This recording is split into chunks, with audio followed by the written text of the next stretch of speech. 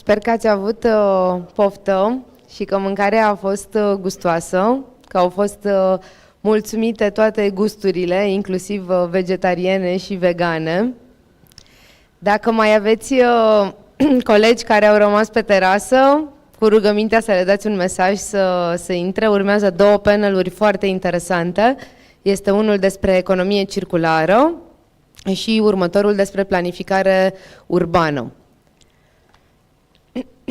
Este consultant, manager și activist de mediu, ajută companii și instituții publice să dea coerență și sustenabilitate activității proprii în contextul tot mai complex al unei lumi în profundă schimbare, combinând elemente de legislație, strategie, optimizarea proceselor și instrumente de productivitate.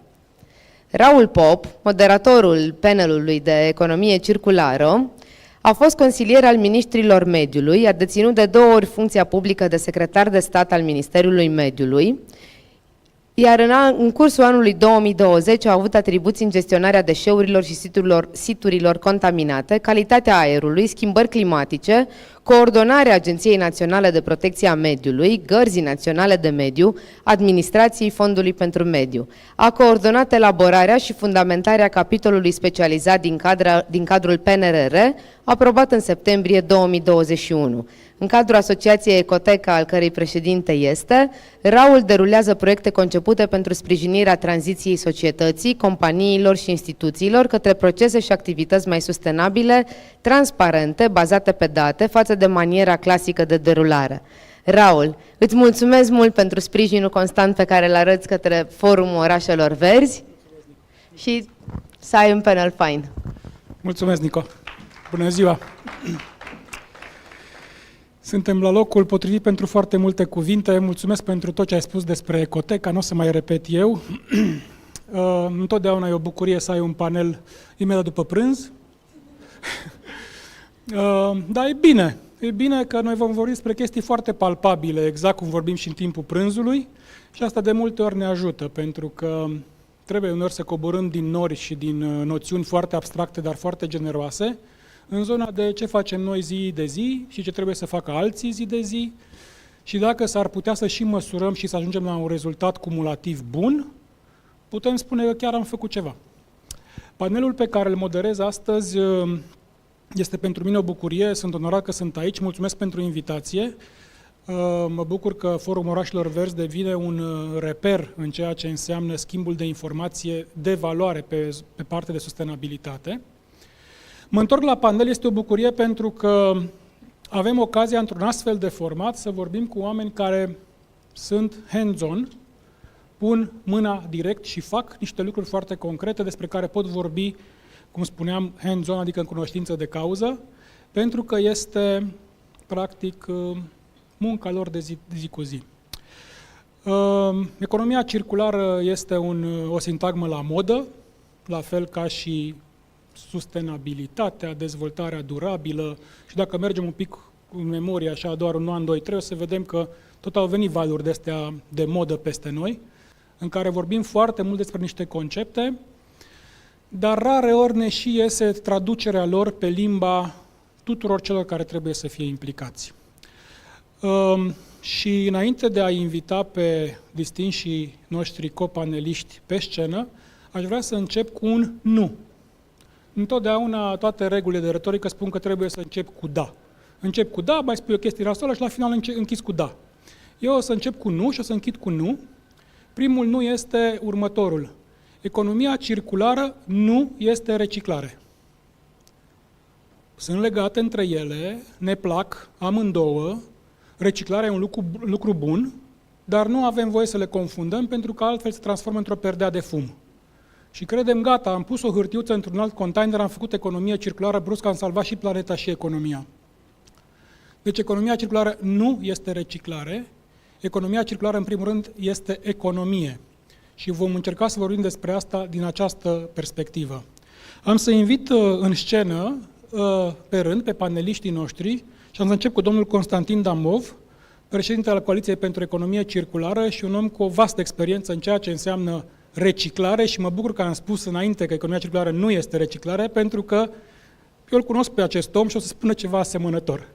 Vă rog, luați loc și după aceea o să începem să Nu? Bine. Merg mai departe cu... scuze. Vă rog să-i dați aplauzele cuvenite. Merg mai departe cu Nicu Ștefănuță, care tocmai vine de pe drum, într-un exemplu perfect de circularitate, nicio pauză, totul just in time. Mulțumim, Nicu, că ai reușit să ajungi la timp. Mă bucur să te revăd. Te rog. Europarlamentar. Îl avem alături de noi și pe Francisco Veiga Simao. Francisco, hello. Good to have you here. Please, join us.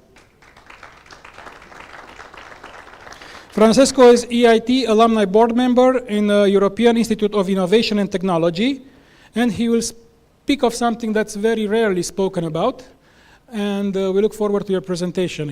You all have the first presentation. Thank you for that. Îl avem alături de noi pe Valer Hancaș, Corporate Affairs and Communications Director la Kaufland România și Moldova. Mulțumim, Valer. Mă bucur să te revăd și aici. Și ultimul, dar nu cer din urmă, Bogdan Purcherea, mulțumim, te rog, director general sau managing director, că este o companie americană, Envipco, România. Mulțumesc, te rog.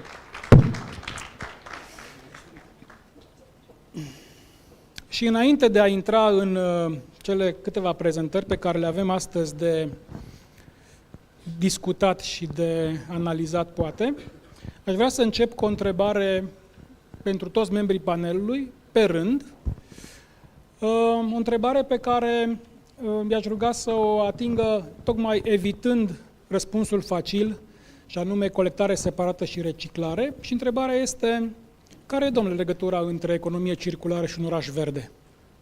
Ca să fie provocarea interesantă, vă rog să ieșiți din spatele cuvântului reciclare și colectare separată, că mai avem atât de multe lucruri de făcut, încât merită să le spunem pe toate. Domnule Damov, vă rog.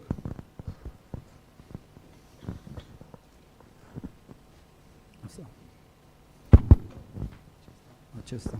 Acela. Okay.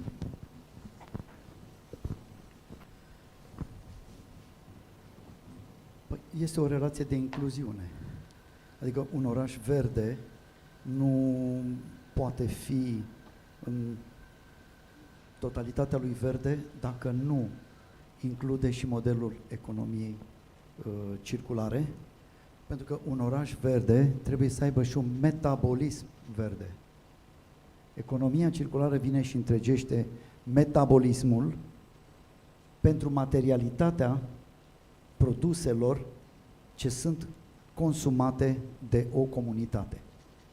Sunt produse electronice, textile, ambalaje, resturi de mâncare, dar putem să vorbim și de apă, care și ea poate intra într-un model circular.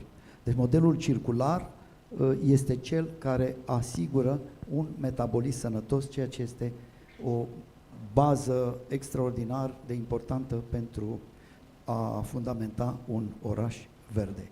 Bineînțeles că nu este suficient. Este unul dintre piloni. Economia circulară este unul dintre pilonii care garantează construcția și susținerea unui model de oraș verde. Vă mulțumesc. Domnule Ștefănuță, care e legătura? În primul rând, bună ziua tuturor! Sunt extrem de fericit să fiu aici la Brașov. Am făcut 3 ore de la Bruxelles și 3 ore jumătate de la București. Important este că sunt aici și cu distinși invitați.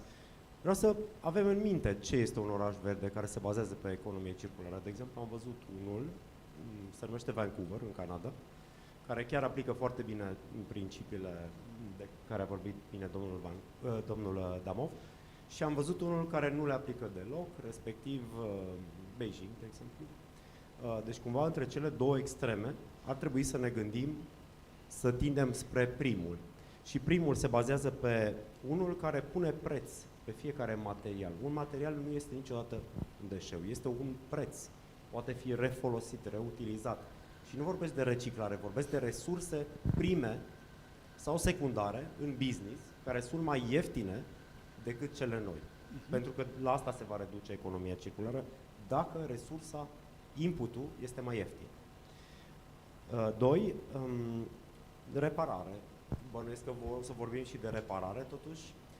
Noi, la nivelul Uniunii Europene, luptăm foarte mult împotriva acestei planned obsolescence, adică când din fabrică iese un produs care este planificat ca în 3 ani să se strice. Asta mi se pare moral pentru lumea resurselor limitate în care trăim, complet neetic. Și în ultimul rând vreau să mergem pe linia asta că totul este o resursă, nimic nu se pierde și economia viitorului este circulară în ansamblu, nu în subsegment, nu 1,4% ca acum, ci în majoritate. Ca model predominant. Mulțumesc. Francisco, it's your turn. What's the relationship between the circular economy and the green city? Well, to be honest, I don't like to call circular economy in first place. I prefer to talk about circular thinking. So in this way, citizens and industry can start having actions that are more pro-environmental, and the environment should be transversal to society and also to economy. So this is my first thought. Of course, the cities play a huge role as the concentration of population, especially in huge metropolitan cities, need to happen. And I do think just exactly as my colleague was saying, in other words, I would say we need to stop calling waste waste until we really see the value of this potential resource. So I do think these are things that the cities can also have a huge role to start teaching the population that the waste that we throw away in our houses, in our office, are not waste, are actually a resource of others. It's waste for ones, but can be a golden mine for others. So this, in essence, is these two thoughts I wanted to leave here. I know you'll get deeper into this just in a second, so thank you for that. Valer, te rog. Bună ziua tuturor! Mulțumesc pentru invitație. Ca și sibian, recunosc că de foarte multe ori mă uit cu puțină invidie la Brașov, dar cu siguranță sunt motive ca și brașovenii să se uite cu puțină invidie la Sibiu. Dacă vorbim de economie circulară, cred că în primul rând ar trebui să ne referim la impactul pe care un agent economic, un cetățean, un UAT, o autoritate publică sau chiar mediul guvernamental îl are în această piață, dacă o definim ca o piață de circularitate. Și impactul se poate verifica atunci când acesta este verificat. Există în lume anumite standarde de verificare acestui tip de impact. Respectiv, după determinarea impactului, putem vorbi de anumite măsuri care pot să ajute și să elimine tipurile de impact negativ sau neutru și să neutralizeze cumva, pentru că dacă vorbim de impact pozitiv, mi-e teamă că exagerăm puțin din acest punct de vedere. Cred că pe termen mediu un rezultat corelat cu ceea ce se întâmplă la nivel local, național, dar chiar și internațional ar fi un dezirabil zero, ca să-l numesc așa. Sigur că fiecare componentă și participant la piață poate să determine anumite acțiuni, anumite efecte de diminuare. S-a vorbit de domnului Damov, l-am auzit într-o altă conferință și îi place termenul de reutilizare. Cred că o să aibă și câteva exemple pentru noi astăzi, fiindcă e cuvântul care stă cumva ca și principiu general în fața acestui nu mare din partea reciclării, nu în sensul de a nu se confunda reciclarea cu circularitatea. Și din punctul meu de vedere, reciclarea este doar o componentă, o mică spiță, dacă vreți, din cadrul acestei umbrele care se numește circularitate. Din fericire, în prezentarea mea, dar nu e o coincidență, evident că știam subiectul, nu vreau să fiu ipocrit, să merg în direcția aceasta, sunt câteva direcții pe care o să le detaliez mai suplimentar. Mulțumesc. Bogdan, te rog. Mulțumesc mult pentru invitație. Eu cred că tu ar trebui să ai răspunsul cel mai simplu, pentru că voi chiar asta faceți, o legătură între cele două concepte. Da. Sau nu, nu, de fapt, așa. pentru că noi suntem o bucățică într-un fel sau altul, adevărat, prin faptul că prin infrastructura care o producem, de fapt, suntem o oza în tot acest lanț. Dar ca să-ți răspund la întrebare, Raul, cred că legătura sau punctele comune între ce înseamnă un oraș verde și economie circulară, una, sunt aceiași actori, de cele mai multe ori, dacă ne gândim, da, până la urma urmei, vorbim atât de partea legislativă, vorbim de operatori economici, vorbim de cetățeni până la urmă, să nu uităm de ei, pentru că multe lucruri pornesc și de acolo. Și un lucru în comun este, fără nicio discuție, educația. Cu siguranță în unele țări avem nevoie, poate, sau este nevoie de mai puțină educație, în unele țări mai mult, depinde de o grămadă de lucruri, culturale, economice și așa mai departe, dar, clar, aici este un proces lung, pentru că cred că toți actorii au nevoie de educația asta. Inclusiv compania care o reprezint până la urmă în România, are nevoie și ea la rândul ei în anumite segmente ale business-ului, mă refer la partea de producție, de un aer poate mai nou. Și atunci, aici, cred că toți care suntem aici, începând cu domnul Damov, toată lumea, avem rolul nostru, da? Operator economic care, ok, suntem o părticică din această economie circulară, mă scuzați, retailerii, bineînțeles, fără doar și poate, de unde pornesc foarte multe, avem oameni care reprezintă legislativul, da? Parlamentul European și așa mai departe, dar toți trebuie să avem în vedere că, până la urma urmei, foarte multe lucruri pornesc de la cetățean. Și culmea, sau este convingerea mea, că tot noi suntem responsabili într-un fel sau altul de această educație. Da? Fie că ești operator economic, fie că ești magazin, fie că ești primărie, fie că ești Parlament European, tu, până la urma urmei, îndrepți lucrurile încolo. Mulțumesc mult! Da, așa este, mulțumesc. Fie că ești cetățean, primărie, parlamentar european, colector de deșeuri, dacă mergem în zona respectivă, fie că ești industrie. Francisco, bring it on. It's your turn. Show us what works. Show us what you have studied. You have, colegul nostru are prezentare, vă rog. This is the pointer, just the clicker. Thank you very much. And I think Yes. Thank you so much for giving me the honor to be the first. After lunch, it will be tricky, but I have at least the two first slides are with your participation, so I can make you a bit more alive. First, I would like, of course, to thank Mayor Alan Coliban, all the organizing team, Nicoleta, Bogdan, Ilinka, all the volunteers that Simona too, all the volunteers, technicians, translators, all the partners that made this conference possible. And lastly, and this is a very personal touch for all of you Romanian, to Brașov, to Romania, for all the love you showed. And I will leave here, because I have to leave soon, fulfilled, with my heart fulfilled, because you are such a welcoming country. So I will be back for sure. So let's talk about, I will do a warm-up survey. I will tell you about my personal motivation, why I work with waste valorization, what are the global challenges that were already mentioned here. Two projects, very quick, and the learning outcomes and some food for thought. First, I would like you to pick up your mobile phone just to answer very quick. How many unused electronic or electrical devices do you have stored at home or at the office? So you have the options if you go to slido.com, and you can put this code or just do the QR code if possible. I would like to know, actually, I can see that 4 participants are already. Yes, thank you so much. I'll just wait a couple of seconds to have. All right, we have 15. That's great. If I reach 25, I think it's already a good, or 30, a good sample, because the question of time. So what do we have? Of course, and there, yeah, you can continue voting actually, so perfect. So actually you really see that all of us have laying around these electronic devices, a mobile phone, a cable, whatsoever at home. And my second question, it's why did you not dispose of these unused electronic devices?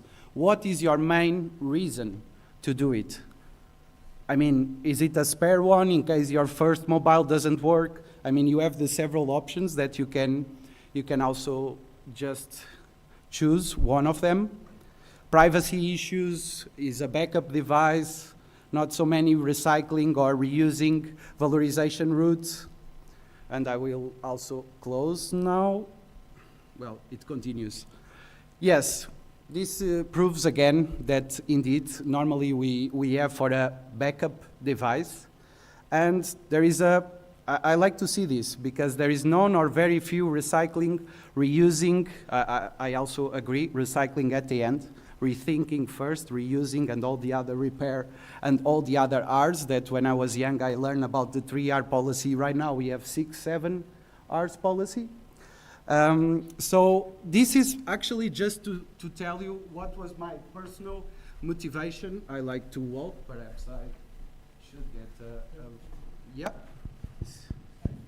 Yeah, perfect, thank you.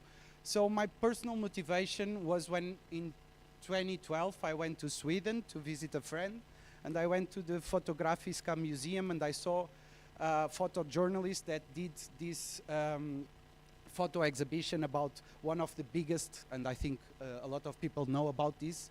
This is in Ghana, one of the biggest or the world's largest e-waste dump in Ghana, and all the environmental health and injustice that these people are living. And the waste that normally the northern hemisphere uses, and then of course exports to the southern hemisphere. This is really a problem that we need to fix. So the global challenge, I will not go through it, but population is growing. Concerning natural resources, we know that non-metallic minerals represent already 48% of the global material extraction. The metallic ores, 10%. This is from 2019. Of course, in the coming years, with all the technological and all the critical raw materials, you will see repair, reuse, recycling schemes. Also, the financial incentives, this is what we also found out with this entrepreneurial project that I will talk about. And the lack of stricter e-waste legislation. At the moment, in 2019, 97 countries in 2023 already are covered by legislation, policy, and regulation, but still needs to be a bit stricter. So what do we do? The project was called We Do. The We is the official acronym for Waste Electrical and Electronic Equipment. We actually were trying to give unused electronic devices a better home. So we did a lot of ideation. We went to individuals and institutions, and we actually asked them to dispose their unused electronic devices. But how we did it was through a disruptive way. So we kind of use already the delivery service that deliver you at home anything like Glovo or other takeaway options. And when you actually would receive, you could, in a sealed bag, of course, that they would have, you can dispose of your mobile phone, your cable, small size devices also, but also laptops still possible. And we would give you credit. So this comes in line, and I think we talk a lot about sustainability and our citizens, but we really need to start giving credit to people that do sustainable practices. So to actually give financial incentives. So what we did, you could order a next, I don't know, whatever meal you want with a discount from the same company. So we make use of this unused space that they are already coming back to the central office of some delivery companies. And then what we would do was, of course, the condition assessment. So see if we had to repair and resell in our online second-hand shop, or if we had the end use, the recycling, which would be the last scenario. But in some cases, we know that this is not possible, it's not worth it, it's kind of obsolete, and this goes in line also with the program obsolescence that the big companies do. And sometimes it's very hard to also put back in the market because the software is not up to date. And you, of course, give credit to people that do this. So these were all the value that we offer to individuals and companies. I think it's quite easy to know. The delivery companies, of course, they're also social responsibility, the corporate social responsibility, and also, of course, all the green promotion And this was done actually on bicycles. So all the delivery was in Utrecht, the Netherlands, and it was actually takeaway company, and they all have electrical bike, and they all come at the end to a centralized point. So we actually had a centralized point where we could collect the electronic waste. But from individuals, we saw not so much value, rather from institutions. And for institutions, the approach was different. I will not talk about it, but of course they want to empty space and they want a report just to know the end use of it. And the materials are more up to date than normally the individuals.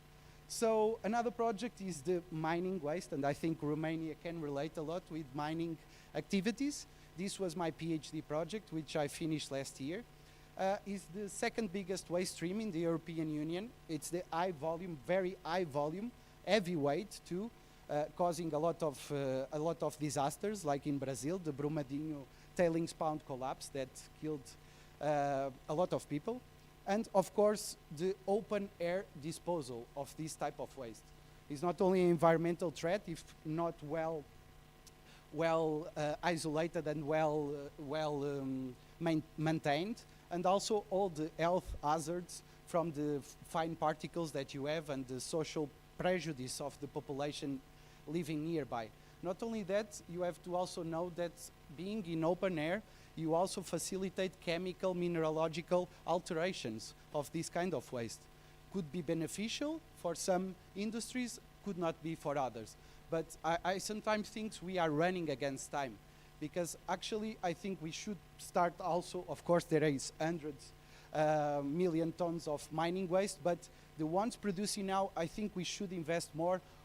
What is the best way to store that material so we can assure that that material keeps being the same for these kind of industries? Because sometimes this is what happened. All the alterations of these materials make it harder, because you have to process, to spend energy and a lot of chemistry acids to also separate all the metals and get, for example, the bulk residue, as you will see that I used. And the low impact techniques, exactly what I said. I mean, sometimes you still use a lot of chemicals and all of this to actually clean this waste. What I mean by clean is by taking the metals, the critical raw materials that actually the European Union needs very much for the technology development, and then you get this bulk mineral residue, which is sand and clay. So why I used the sand and clay was in this project that we were 15 researchers working with 3 mining waste sites in Germany, Belgium, and Portugal. And pretty much my work focused on the mineral residue valorization. So this bulk mineral residue that contained high contents of sand and clay materials, which are very beneficial for ceramics.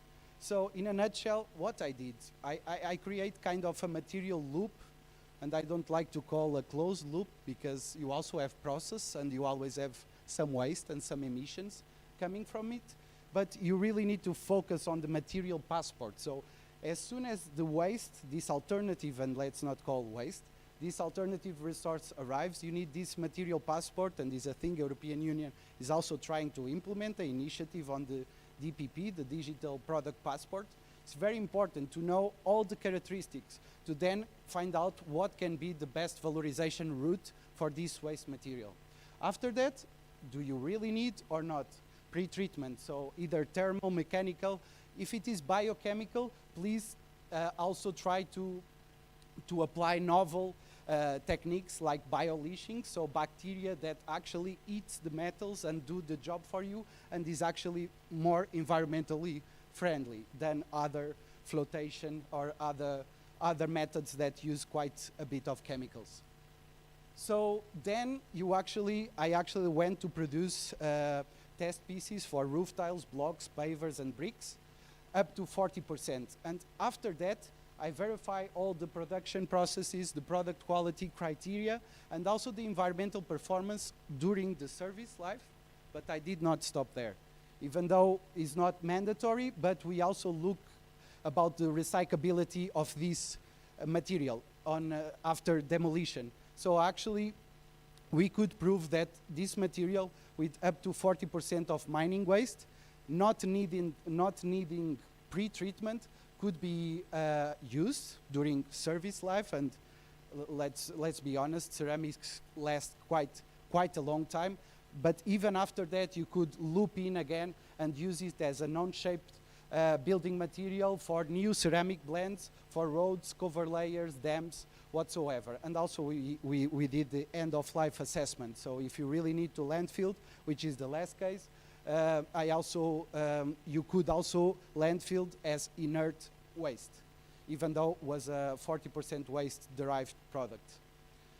So lastly, LCAs. I already heard somebody talking about LCAs and life cycle.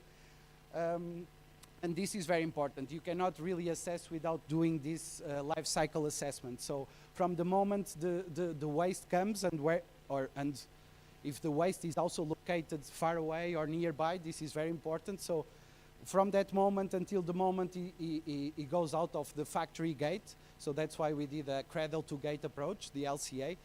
And we really verified the benefits of using this secondary raw material, minimizing the pressure, of course, and all the emissions and the eutrophication of soils. It was very, very clear. So the learning outcomes we do, giving unused electronics a better home.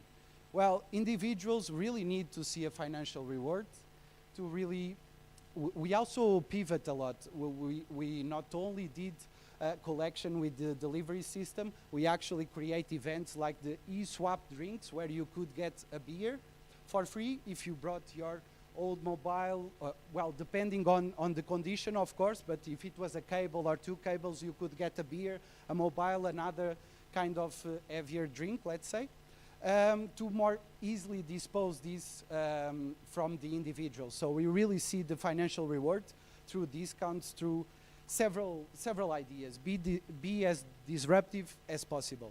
And then the companies and the institutions really need this collection service if they don't have already the agreements with the big corporates, I have to also say. But we managed to do a partnership with the universities, and we got a lot. Up to a point that at this moment is already finished in 2020, at the beginning of 2019, at the end of 2019, and at the moment we are making profit because of all the materials we collect and we sell second-hand. So this, of course, we did not invest in marketing, so it takes long time, of course, to sell, depending which platform you sell. And the roadblocks, of course, the electronic producers take-back system that is already being implemented, but I think there is space for everyone, and I think the extended producer's responsibility also plays a huge role here. Privacy data issues, technical access to devices is also a thing to pinpoint, and the high repair costs than the resale price. This also, it's a thing. And EU regulations on recycling targets with minimum amounts of kilogram per capita, I think this will boost, of course, and there are stricter laws on that. Portugal was actually penalized by this because we did not meet the targets. So this will boost a lot of more synergies on this field. Turning mining waste into a ceramic resource, the Sultan project of my doctoral studies, I proved that up to 40% of untreated mine waste can be used as partial or total alternative material for recyclable ceramics. The treatment and leaching techniques sometimes, and this is a learning, need a bit of more optimization for element separation. In some cases of these three mining waste cases, I received material that was even more dirtier than I send the material when I send it to the work package that was doing all this chemical leaching. This can happen too. And of course the road blocks I already mentioned, I will not go, all the chemical mineralogical modifications, and also studies on the economic benefit for the ceramic industry of using these waste streams, and the environmental recovery of some sites that actually they have high content in some not so friendly metals for humans, can be also a roadblock, because some places are already environmental recovery, but still they perhaps either have high content that can be also dangerous to people, but not only that, they also have these metals that could be used in back to our economy. And of course, in the coming years, we will see a lot of more responsible mining regulations. So, my conclusion, we need more tenders for alternative raw materials. this is what we need. We need to create this matchmaking and to boost even more industrial symbiosis. And this is a great example, and I work with them too. This is the Access Materials Exchange. This is a startup from the Netherlands that's actually partnering with a lot of companies and did a lot of pilots, active already for a few years, but it's a hard field, so it takes some time. But they do exactly this. So they have a passport, they do all the composition of the materials, and they are very smart. They don't call waste, they are calling excess materials. So it's the excess of ones that could be the resources of others. Of course, with all the boosting the industrial symbiosis.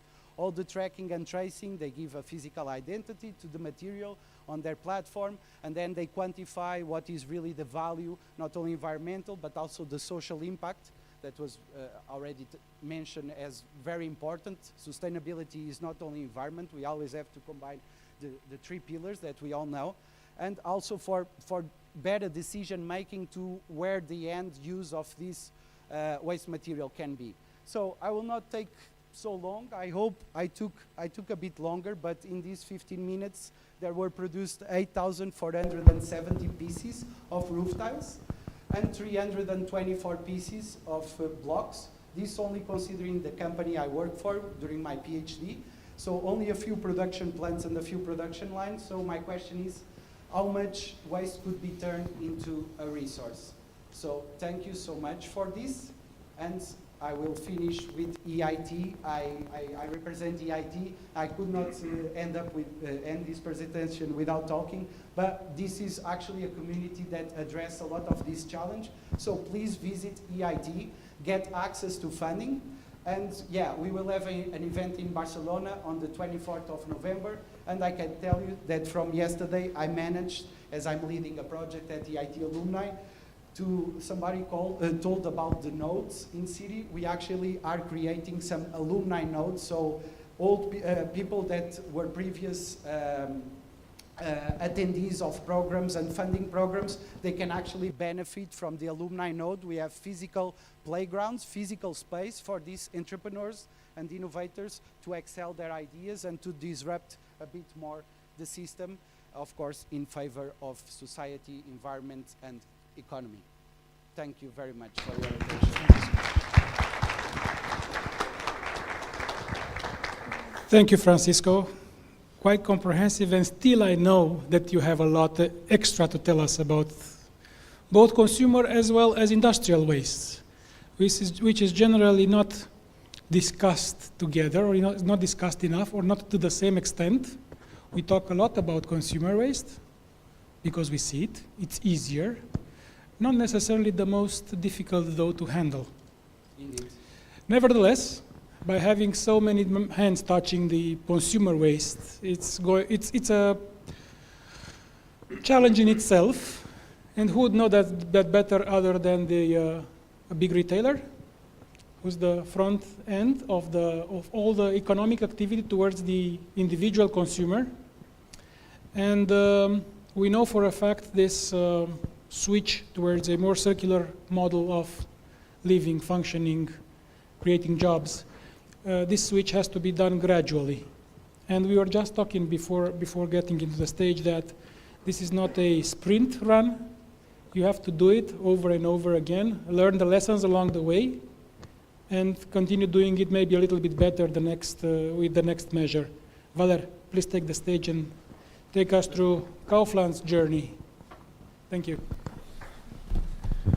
Bună ziua! Într-adevăr nu e un sprint, e un maraton și pentru cei care aleargă, cred că sunteți conștienți că pentru a termina un maraton e nevoie de foarte, foarte multă tehnică, în primul rând, de alergare, pentru a doza energia necesară terminării celor 42 de kilometri. Mulțumesc de introducere.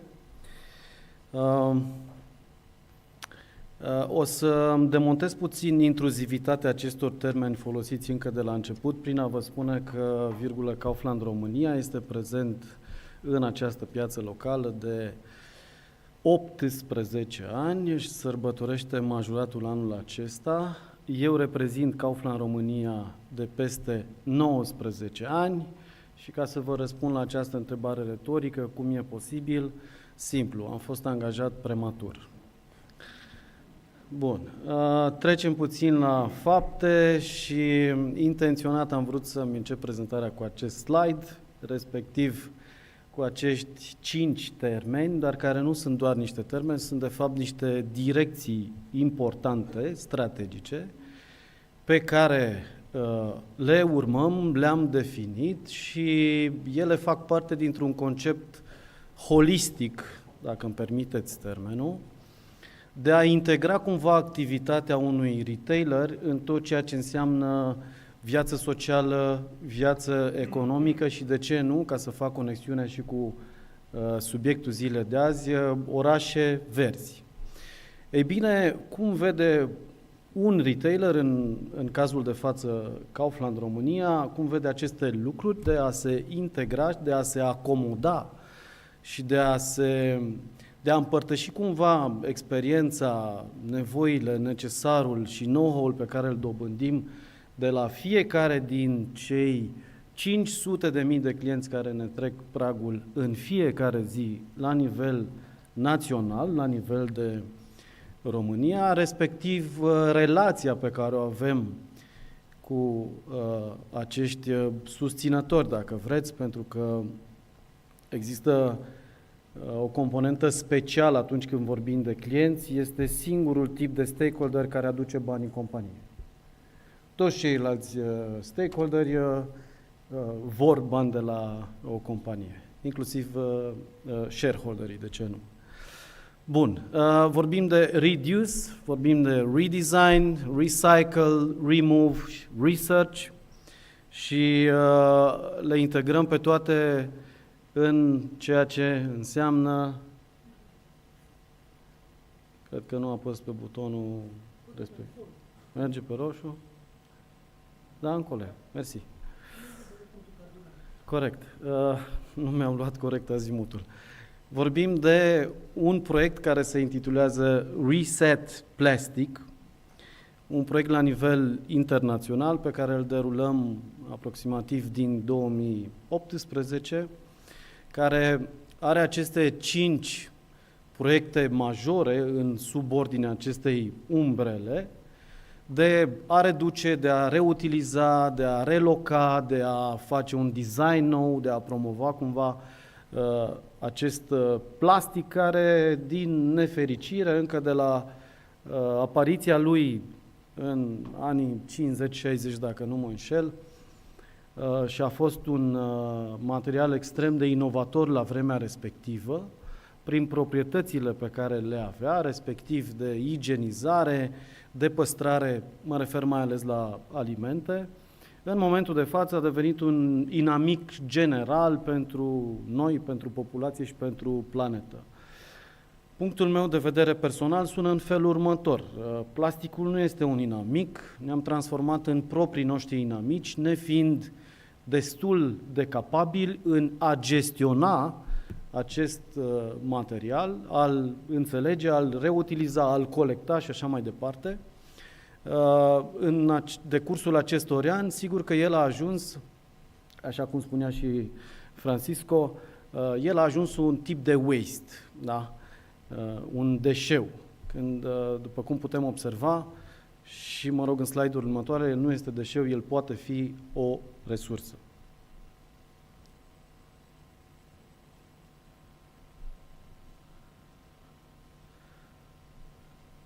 Ca să vorbim și în cifre, e în felul următor. Ceea ce ne-am propus exact a fost să utilizăm cu 20% mai puțin plastic în ambalajele mărcilor private până în 2025, lucru care deja vi-l transmit cu bucurie și mândrie că s-a întâmplat, am reușit să trecem acest borderline, să reciclăm în proporție de 100% toate tipurile de ambalaje ale mărcilor proprii Kaufland până în 2025, respectiv tot până la acea dată să utilizăm 25% din cadrul ambalajului respectiv un plastic deja reciclat din cel pe care l-am folosit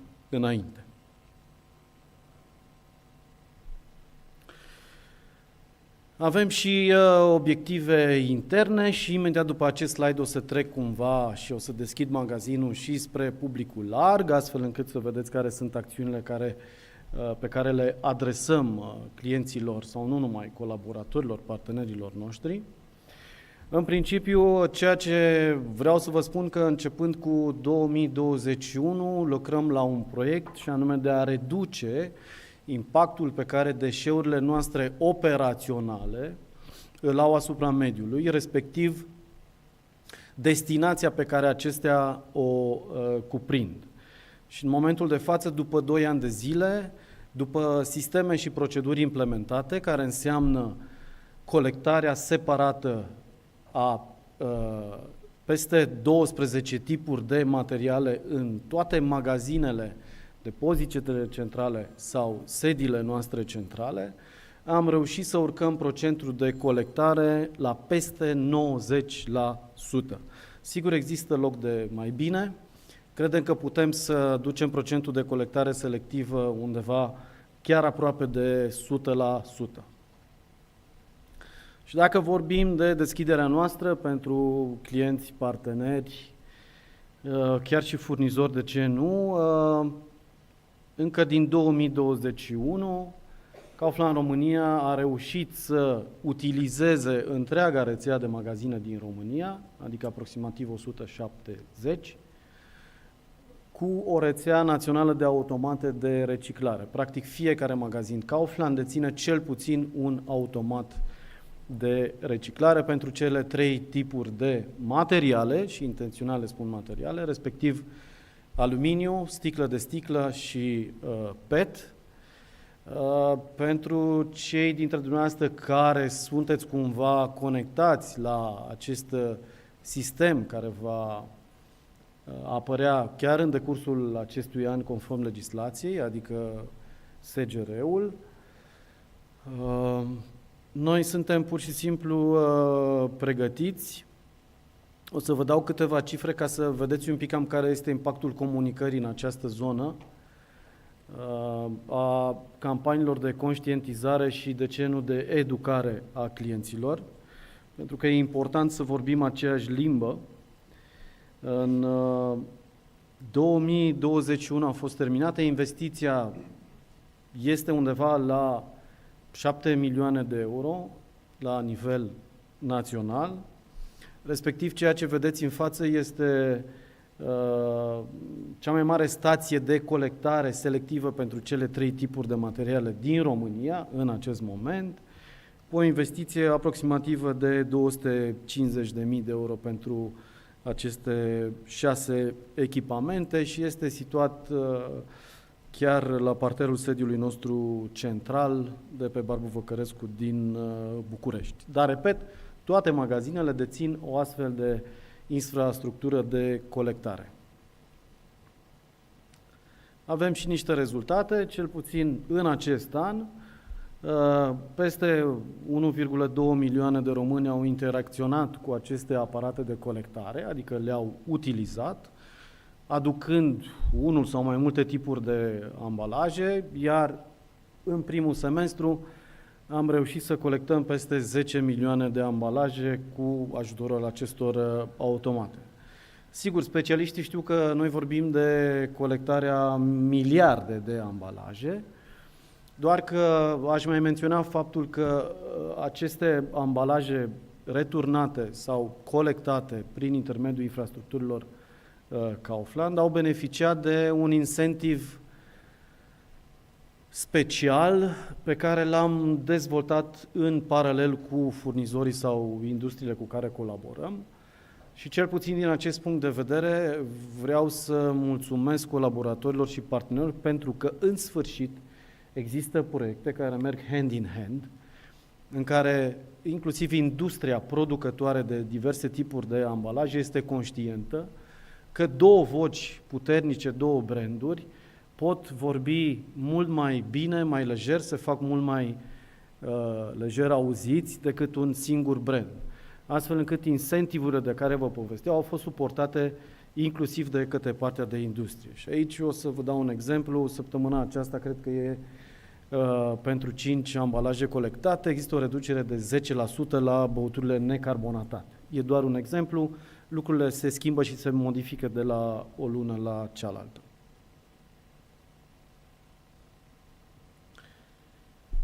Avem și un filmuleț ca să vă faceți idee cam ce se întâmplă cu ambalajele după ce sunt colectate. Poate fi o cale lungă, dar pe care la Kaufland ne-am obișnuit să o parcurgem. Cum arată drumul către un mediu mai curat? Hai să-ți facem un tur!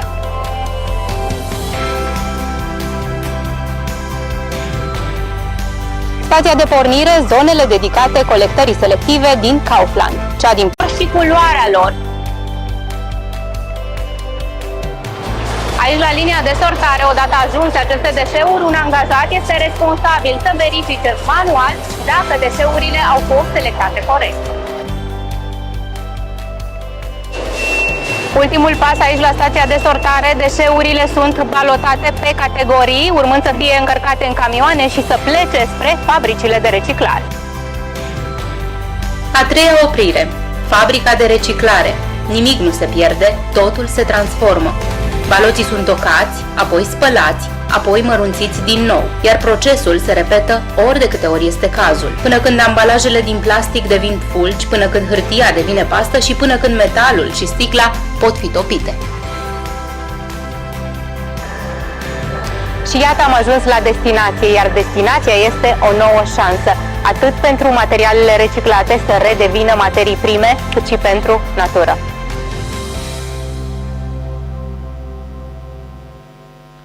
Da, se vede clar că Raul Pop nu e brașovean, altfel cred că ar fi fost mult mai amabil cu mine. Am fost atenționat că nu mai am timp, o să vă spun din casă. Menționez doar încă un lucru important și o să mă refer la un proiectul care se numește Schimbă petul cu biletul. Și aici vorbesc de parteneriatele dintre mediul de business și UAT-urile care au fost disponibile să înțeleagă că atunci când mediile între ele își dau mâna, pot să scoată rezultate senzaționale. Schimbă petul cu biletul a fost realizat în septembrie anul trecut. S-a desfășurat în cele 63 de orașe din România care au o infrastructură de rețea publică de transport. Am fi putut să-l dezvoltăm în mai multe, dar nu sunt. Și într-un singur weekend, în schimbul acelor bilete de transport public în comun, am colectat la nivel național 600.000 de recipiente. În ideea în care mediul de business sau, în cazul meu, un retailer poate să stea la dispoziție cu idei, principii, direcții sau putem descoperi împreună, indiferent de calitatea pe care o avem, direcții noi de dezvoltare pentru a face cumva orașele mai verzi, sigur că suntem disponibili. Vă mulțumesc frumos! Valer, nu este o lipsă de ospitalitate. Nu. Dar chiar vrem să beneficiem de ceea ce ne poți tu spune și încercăm să deschidem și către sală. Dar înainte de asta, pentru că avem furnizori de soluții aici și am văzut ce se întâmplă de la fața RVM-ului în momentul când vine cetățeanul, vine cu ambalajul de returnare. Hai să vedem ce se întâmplă până ajunge RVM-ul acolo. Bogdan, te rog, ai cuvântul. Apropo, RVM înseamnă Reverse Vending Machine, spun poate pentru cine poate nu este familiarizat cu termenul, adică acele aparate în care poți să introduci un ambalaj gol, aparatul îl ia și mai departe îți spune un mulțumesc sub o formă materială. Mulțumesc, Raul. Încotro trebuie să drept spre pupitru acolo. Ok. Am avut...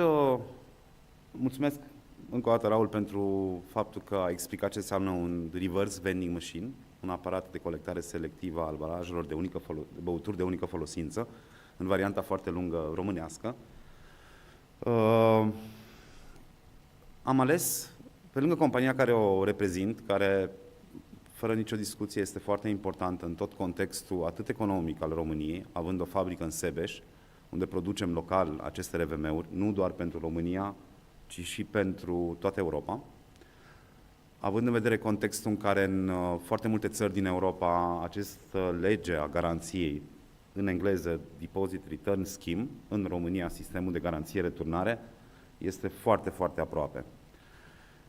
Am avut de ales, da, împreună cu colegii mei, să vedem despre ce vorbim la FOV și am ales să vorbim despre sistemul de garanție-returnare după ce am discutat puțin și cu cei care au organizat evenimentul. Și am zis că este foarte important să vorbim despre sistemul de garanție-returnare. Raul, o să mă încadrez în timp, deci promit, nu o să lungesc foarte mult. Și o să vorbim foarte pe scurt, am încercat să nu plictisim, să nu plictisesc deloc cu o prelegere lungă. Despre Envipco v-am povestit. Nu sunt foarte multe de spus. Am angajat foarte mulți oameni și folosim furnizori exclusiv locali, exceptând electronicele. De foarte mult timp Envipco folosește furnizori din România. Ca să-l parafrazez pe Valer, și eu am fost prematur în Envipco, dar e în România din 2018, îi cunosc de peste 10 ani de zile. Și impactul pe orizontal este foarte mare. Și este un investitor care, pe lângă calitatea că aduce bani, investește, creează locuri de muncă, a mai făcut un lucru unic în România. De la început am fost foarte implicați în ceea ce înseamnă acest sistem de garanție-returnare, prin diverse proiecte pilot, atât pe partea de retail, nu neapărat cu Kaufland, dar cu alți retaileri destul de mari din România, dar și, subliniez foarte important, cu comunități locale. Am fost primii care am pus centre de colectare, foarte asemănătoare cu ce a arătat Valer, în comune mici. Am fost, și aduc aminte FOV-ul, dar am fost la început cu FOV, parteneri, și am lucrat de fiecare dată foarte bine, atât cu Alen, cât și cu toată echipa lui din spate, care a lucrat foarte mult pentru FOV-ul ăsta și a pus foarte mult suflet și pune în continuare. Avem în Brașov centre de colectare de câțiva ani de zile, avem în Cluj, dar avem și în comune foarte mici, cu 1000, 2000, 3000 de locuitori. Revenind, am ales să vorbim despre sistemul de garanție-returnare pentru că nu s-a vorbit foarte mult la FOV și vrem să-l expunem puțin, cu totul că lumea cred că știe de el destul de mult, cu riscul de a nu termina prezentarea. Revin la întrebarea lui Raul de la început vis-a-vis de legătura între un oraș verde și economie circulară. Cred că suntem toți de acord și avem aici oameni foarte implicați, pornind de la retaileri. Bineînțeles, Raul, cred că acum 3 ani am văzut prima dată în minister, dacă nu mă înșel, de foarte mult timp, a trecut ceva timp. Domnul Damov, de la început, a fost unul din cei mai mari, dacă nu cel mai mare susținător a ce înseamnă acest sistem de garanție-returnare. Cred că este exemplu în care toți actorii, poate uneori, la început mai greu, a trebuit să stea la aceeași masă. Și, până la urma urmei, sistemul de garanție-returnare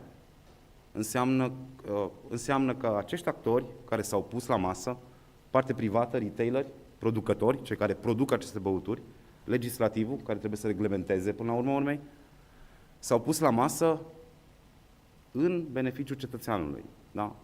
Este un fel de educație, pentru că impactul sistemului de garanție-returnare este absolut pentru toată lumea. Nu contează că vorbim din colțul, din vârful muntelui sau vorbim despre un cartier din București, toată lumea va fi impactată. Vom plăti mai mult la raft, vom plăti garanția, vedem în ce măsură costurile sistemului, ni se înapoiază garanția în momentul când ne turnăm ambalajul. Și cred că e un exercițiu care nu a fost simplu, dar în care toate părțile au dat dovadă de voință și am ajuns într-un punct în care a amintit tot Valer, în noiembrie, 30 noiembrie, acest sistem trebuie să pornească. Poate nu perfect, nu sunt eu în măsură să spun lucrul ăsta, dar cu siguranță va porni. Revenind acum la prezentare, cum am spus, începem 30 noiembrie 2023. Am încercat să explicăm foarte, foarte pe scurt ce înseamnă lucrul ăsta. Se poate colecta manual, se poate colecta automat acele ambalaje de băuturi de unică folosință, nu cele returnabile. Și, bineînțeles, contează foarte mult de volumul de vânzare a respectivului punct de volumul de băuturi vândute, astfel încât să poți colecta într-un mod rezonabil, unde sunt volume mari, după cum ați văzut și la Kaufland, este nevoie de acele aparate. Beneficiile SGR este cert că o să avem un mediu mai curat, o să fie o educație, repet încă o dată, chiar dacă la început e vorba de bani, până la urmă urmei lumea o să obișnuiască, e un proces care nu este foarte simplu și beneficiile SGR, până la urmă urmei, noi am fost foarte mari susținători a ceea ce înseamnă implicarea colectivităților locale, adică UAT-urilor, având în vedere că undeva la 30-35% din volumele care se vând în România sunt vândute în mediul urban mic și în mediul rural și cu siguranță și acolo acest volum într-un fel sau altul trebuie colectat. Obiectivele, sigur, pentru mulți sunt cunoscute, după primul an 65%. Sincer, nu știu să vă spun, după ultimele date, care este în momentul de față procentul de colectare a ambalajelor de băuturi. Cu siguranță vorbim probabil sub 10%, cred. Sistemul își propune ca 65% să fie rata de colectare, așa cum a spus Raul de la început, să nu confundăm colectarea cu reciclarea. Avem pentru al doilea an 80%, mai puțin la sticlă, și 90% pentru ce înseamnă al treilea an din 2026 încolo. Obiective de altfel foarte ambițioase.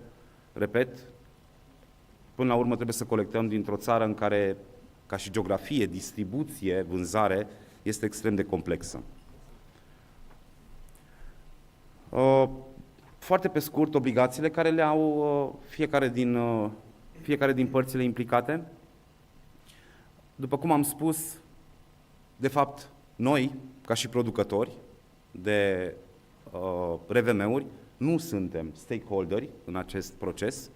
Avem 3 mari participanți actori, după cum vedeți și pe ecrane, sunt producătorii, mai exact cei care produc băuturile, sunt comercianții, retailerii, dar nu numai retailerii mari, până la urmă vorbim de orice magazin, orice punct de vânzare din România este obligat să colecteze până la urmă urmei și de autoritățile locale care pot face și ei același lucru ca și comercianții. Bineînțeles, deasupra tuturor stă Ministerul Mediului, cel care reglementează, guvernul până la urmă urmei, care împreună cu producătorii și cu retailerii până la urmă mi-a dat o formă acestui sistem de garanție-returnare.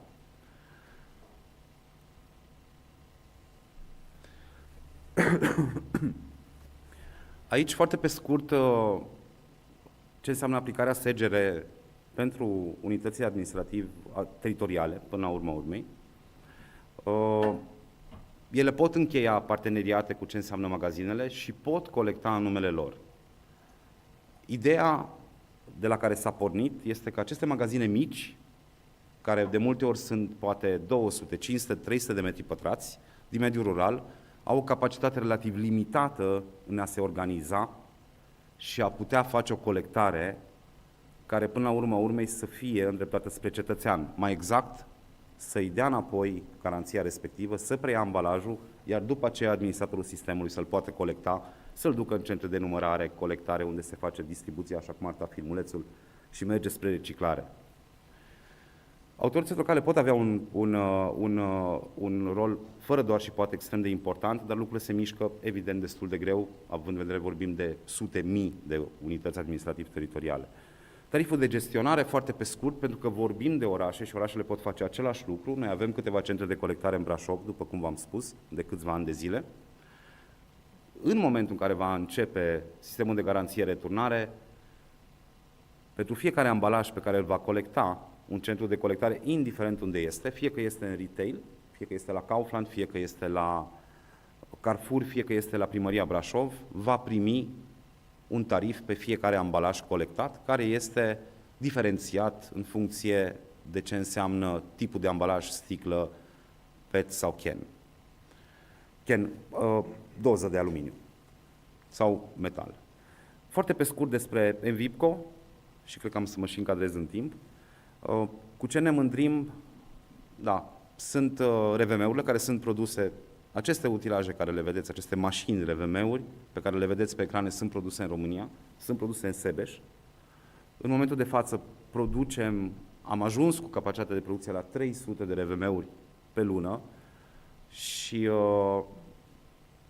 a fost făcută de o echipă din România, repet, cu furnizori din România și ca și calitate și tot ce presupune manufacturarea unui aparat de genul ăsta, suntem extrem de mândri încă o dată, echipa din Sebeș împreună cu mine, faptul că am putut să relocăm local și să localizăm toți furnizorii din România.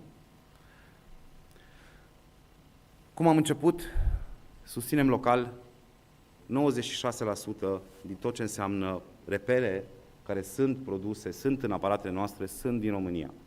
Sunt de la furnizori locali, din Cluj, București, Cugir, Odorheiu Secuiesc și care livrează la Envipco și facem aceste aparate. Și tot revin la ceea ce am început, am fost și am rămas probabil singurii, sau nu, sigur, suntem singuri în continuare, care am avut centre pilot în comune foarte, foarte mici. Este o comună din Alba, o comună cu 2700 de locuitori, dacă nu mă înșel, dacă nu-mi scapă ceva, și în care impactul a fost fantastic. N-am colectat milioane, până acum în 3 ani de zile am colectat probabil vreo 220.000, dar impactul, mai ales pe partea, pe populația extrem de tânără, chiar și copii, a fost nemaipomenit. Împreună cu primăria, care a făcut tot felul de tombole, a fost un lucru nemai văzut în comună și care a avut un impact extraordinar. Avem un Brașov din septembrie 2021, cum am spus, a fost înainte de FOV, care le găsiți și acum, exact în forma care sunt. Am colectat până acum 7,2 milioane. Avem în Cluj-Napoca, după un an, am avut primul centru de colectare, acum deja avem mai multe. Este același mecanism în spate de care vorbea și Valer.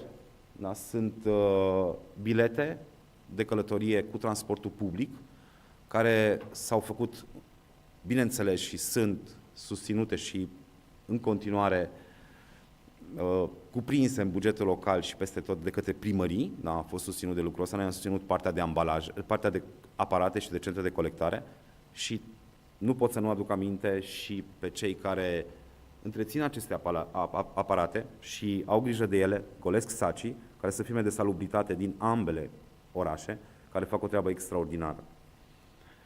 Și da, am colectat 14 milioane, în total cu proiectele pilot am colectat până acum peste 37 de milioane.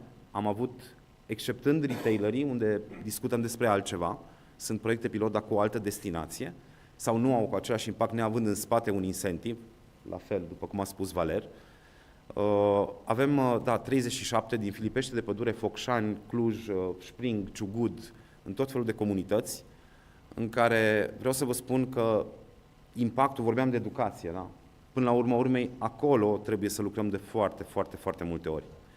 Și lucrul ăsta l-am făcut la Envipco cu niște eforturi foarte mari, dar și cu susținerea autorităților locale, de fiecare dată. Astea sunt cifre care țin mai mult de Returo. 6 miliarde, 7 miliarde de băuturi sunt în circulație anual, care trebuie colectate. Ați văzut în ce procente, lucru deloc ușor. 36% din ambalaje sunt vândute în mediul urban mic și rural, care la fel trebuie colectate și ele. Foarte pe scurt, unde este implementarea SGR, poate nu este foarte acurată și la zi.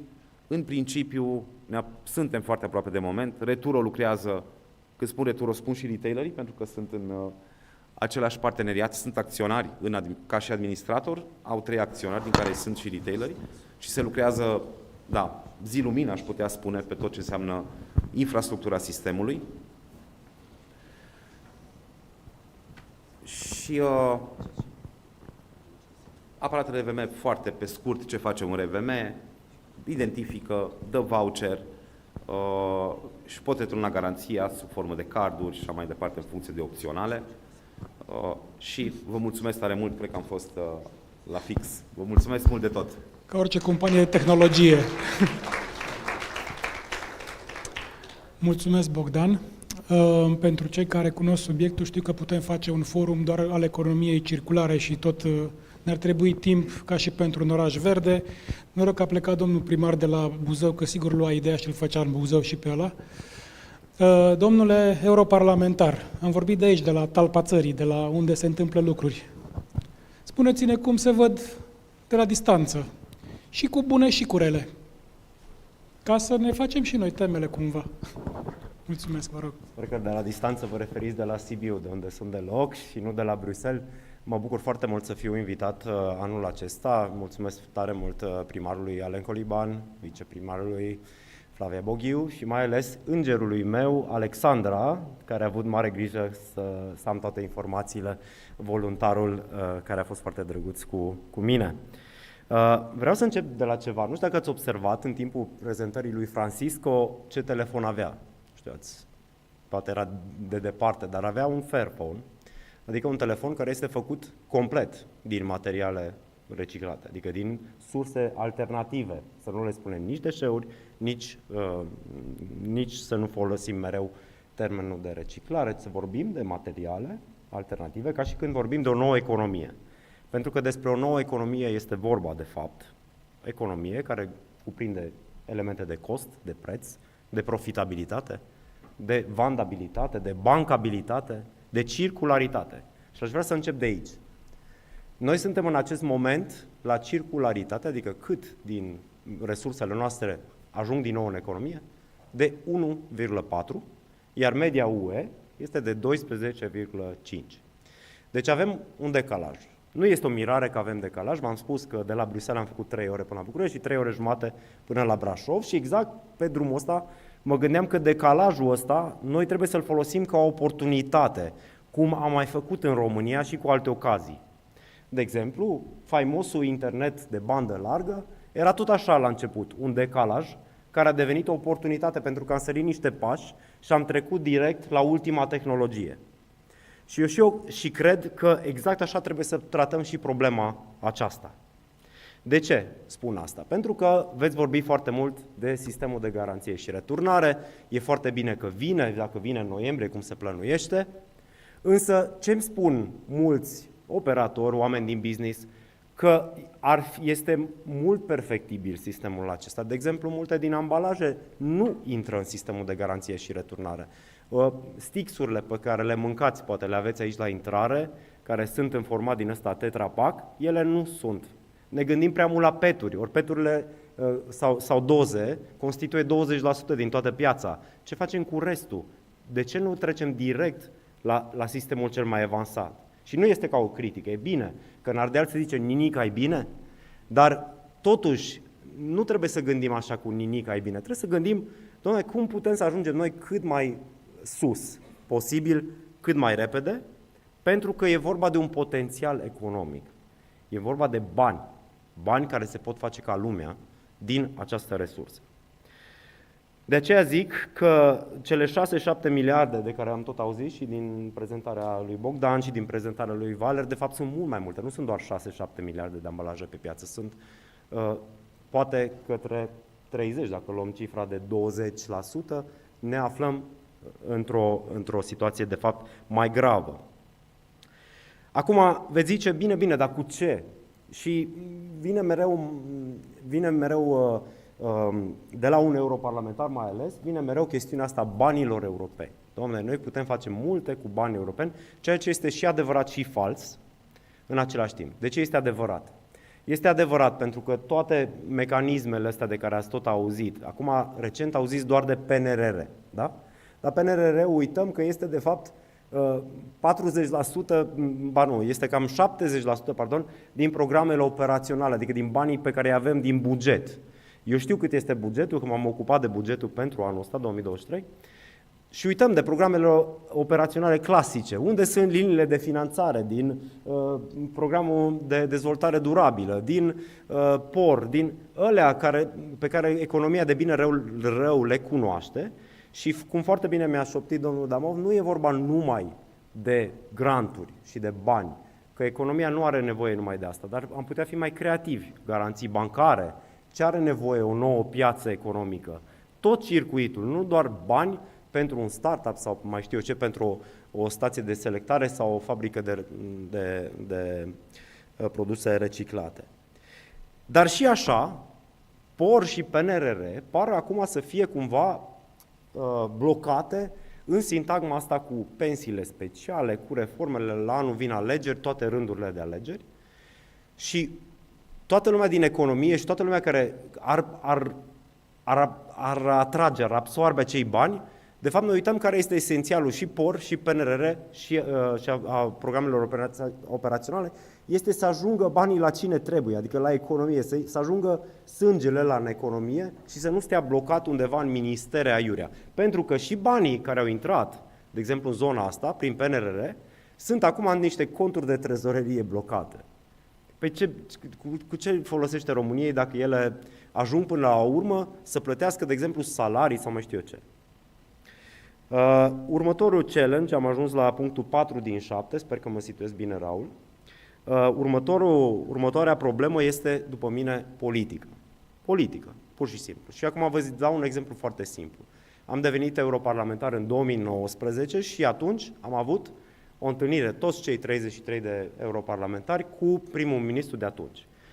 Și eram singurul și cel mai entuziasmat de la masă despre planul verde european. Și ziceam, uite ce a anunțat von der Leyen, ce vine, 40% din bugetul Uniunii Europene va merge numai pe asta, toată legislația va merge numai pe asta.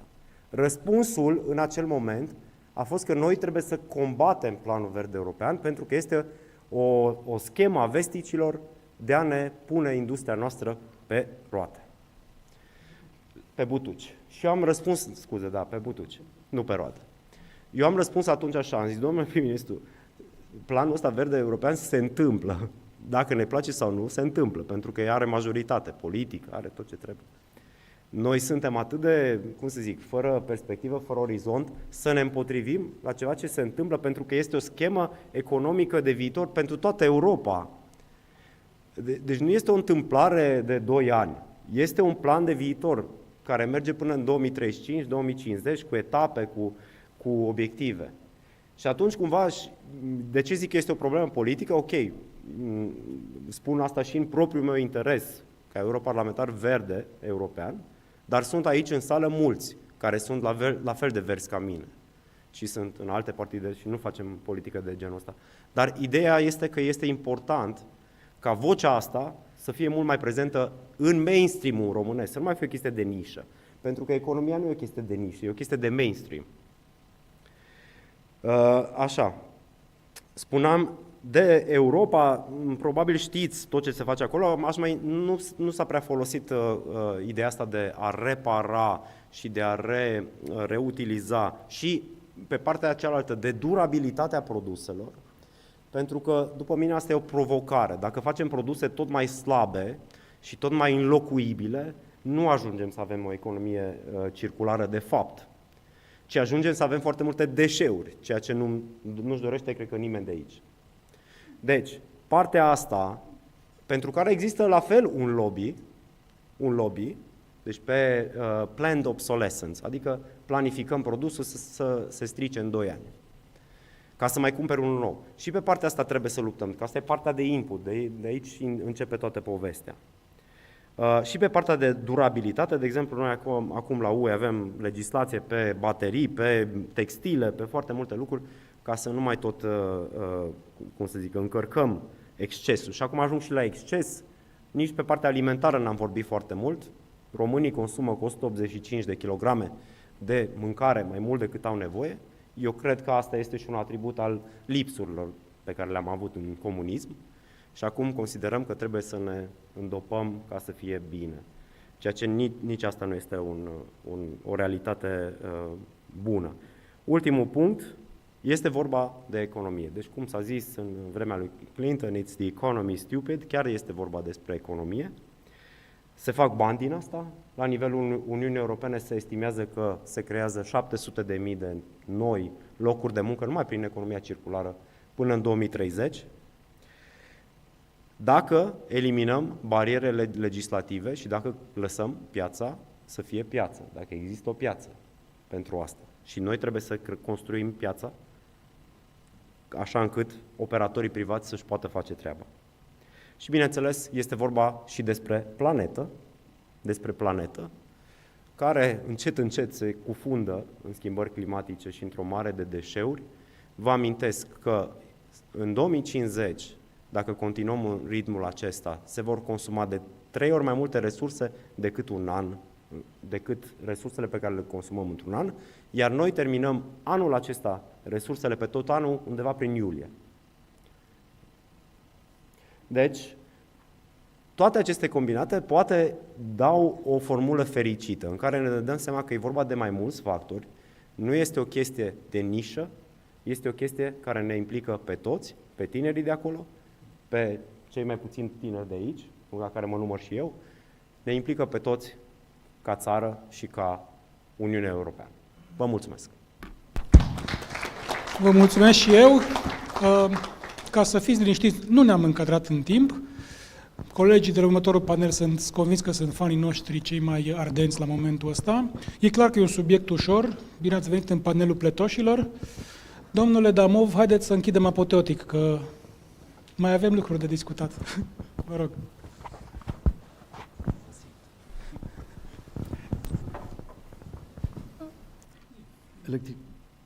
O chestie electrică.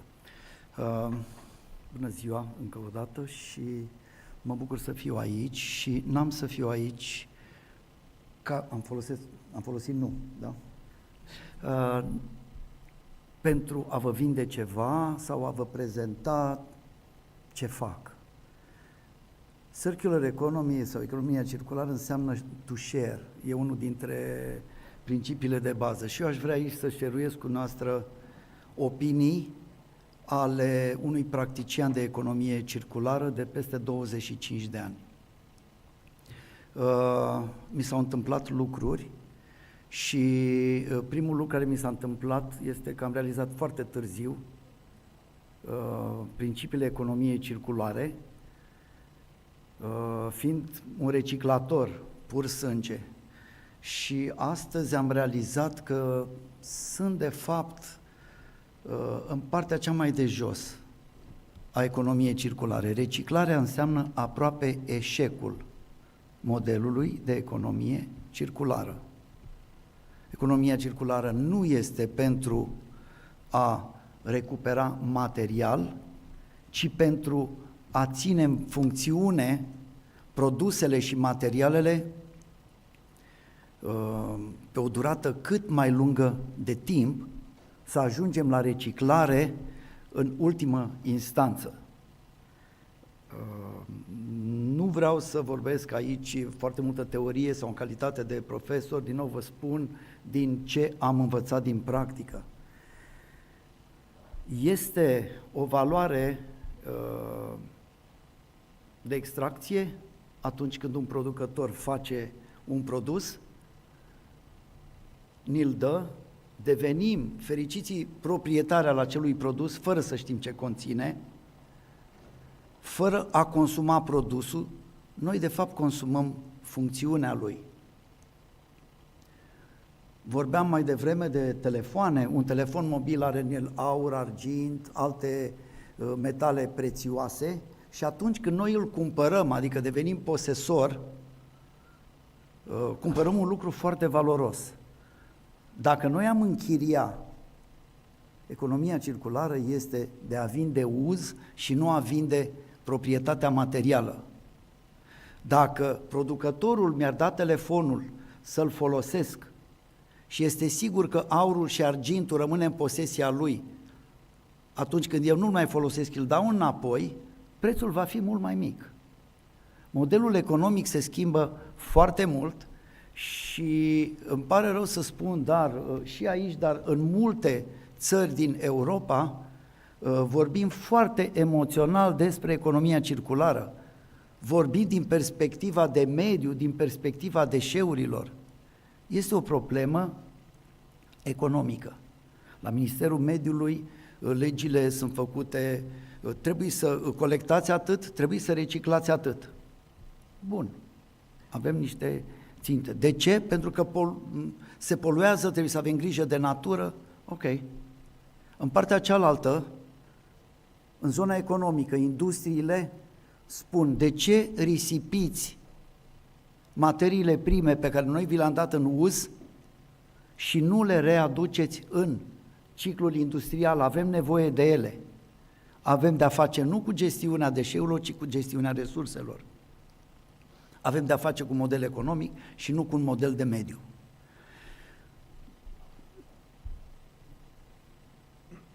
Ellen MacArthur spunea așa: nu mai cumpăr o mașină de spălat, cumpăr un număr de spălări.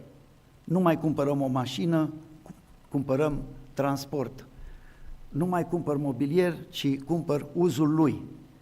Ar fi mult mai ușor, pentru că astăzi, noi cumpărând lucruri și fiind posesori materiali, noi devenim și poluatori. Este un lucru injust, pentru că noi nu am proiectat acele obiecte și devenim poluatori. Ni se spune poluatorul plătește.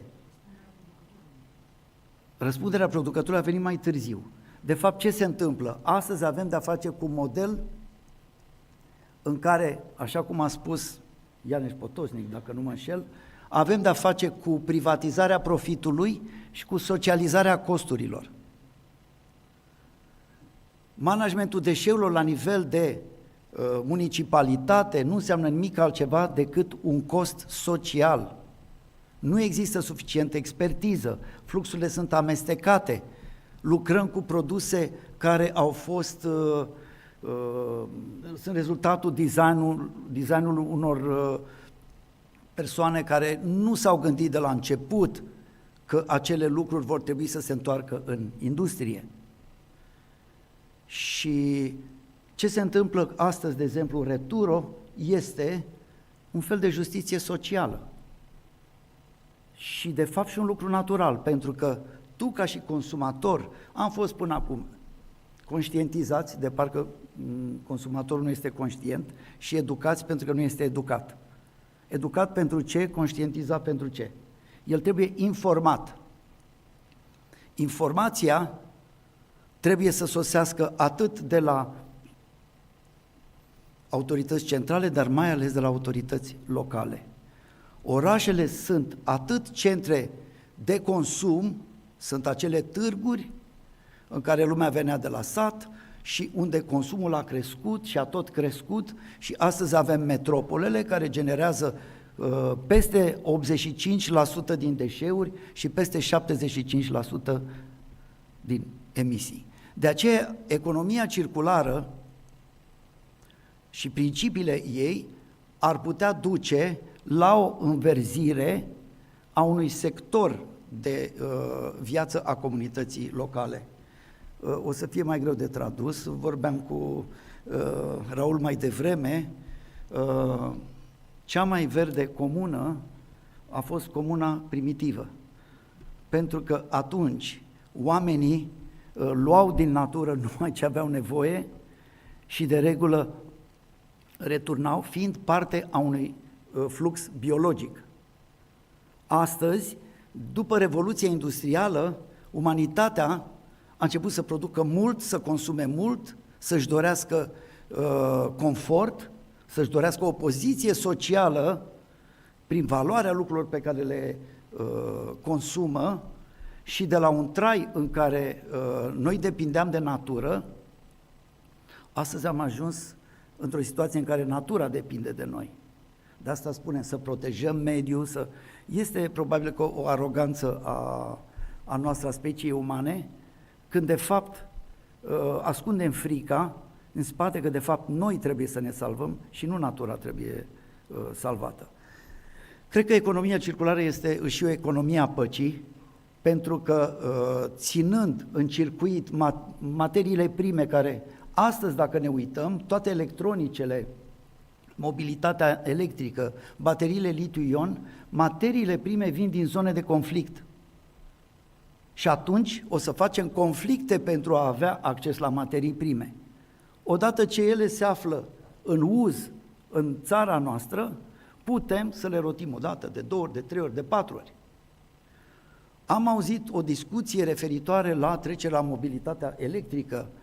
Știți ce amprentă și ce impact de mediu are producția unui autoturism electric? Da, pentru că el, în prima instanță, este făcut după modelul liniar. Extrage, produce, pune-l în funcțiune, dă-l în consum. Dar a doua baterie de litiu-ion va avea un impact de 5% din primul ciclu. Primul ciclu este cu materii prime naturale, al doilea este cu materii prime rezultate din reciclare, din reutilizare. Vreau să mai spun, s-a vorbit mai devreme că economia circulară este un model economic și apare o mare întrebare. Astăzi vorbim de sustenabilitate. Pot să vă spun că sustenabilitate fără competitivitate nu există. Din păcate, și cred că și la Bruxelles trebuie să ajungă aceste informații, reglementăm să colectăm mai mult, să reciclăm mai mult, dar nu se creează piață. Avem ținte de 65% la ambalaje și peste 3 ani o să trebuiască să punem 25% conținut de plastic. Și acel reciclat. Și acel conținut poate veni și din India, poate veni și din Egipt, poate veni și din alte zone unde există foarte mult ecodumping. Întrebarea este, cum poate exista economia circulară fără a se crea o piață? Una dintre probleme cu care se confruntă economia circulară în Europa ca și model este crearea unei piețe și a unei piețe juste. Asta înseamnă, dacă există piață, economia circulară este bancabilă. Dacă este bancabilă, ea va exista.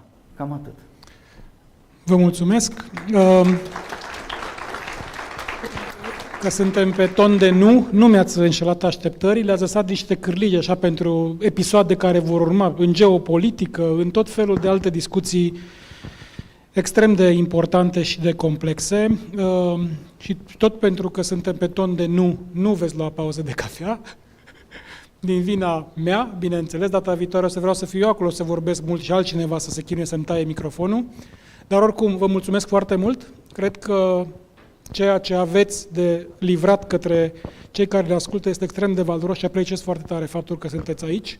Vă mulțumesc dumneavoastră că rezistați eroic și, în ultimul rând, celor care ne-au adunat aici. Mulțumim mult Primăria Brașov, echipa festivalului. Mulțumesc, Nicoleta, te rog.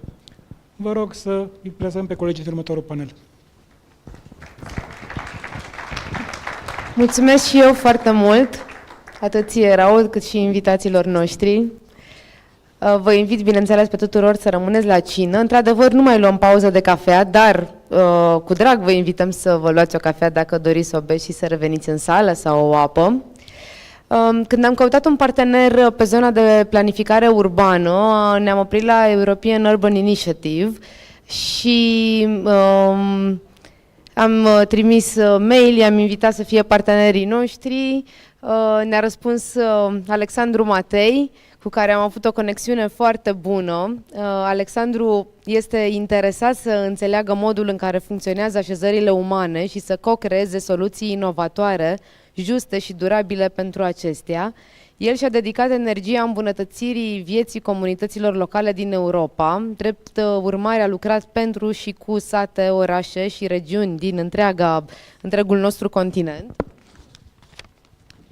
S-a alăturat echipei European Urban Initiative în 2022 și conduce lucrările privind agenda urbană a UE și dezvoltarea parteneriatelor.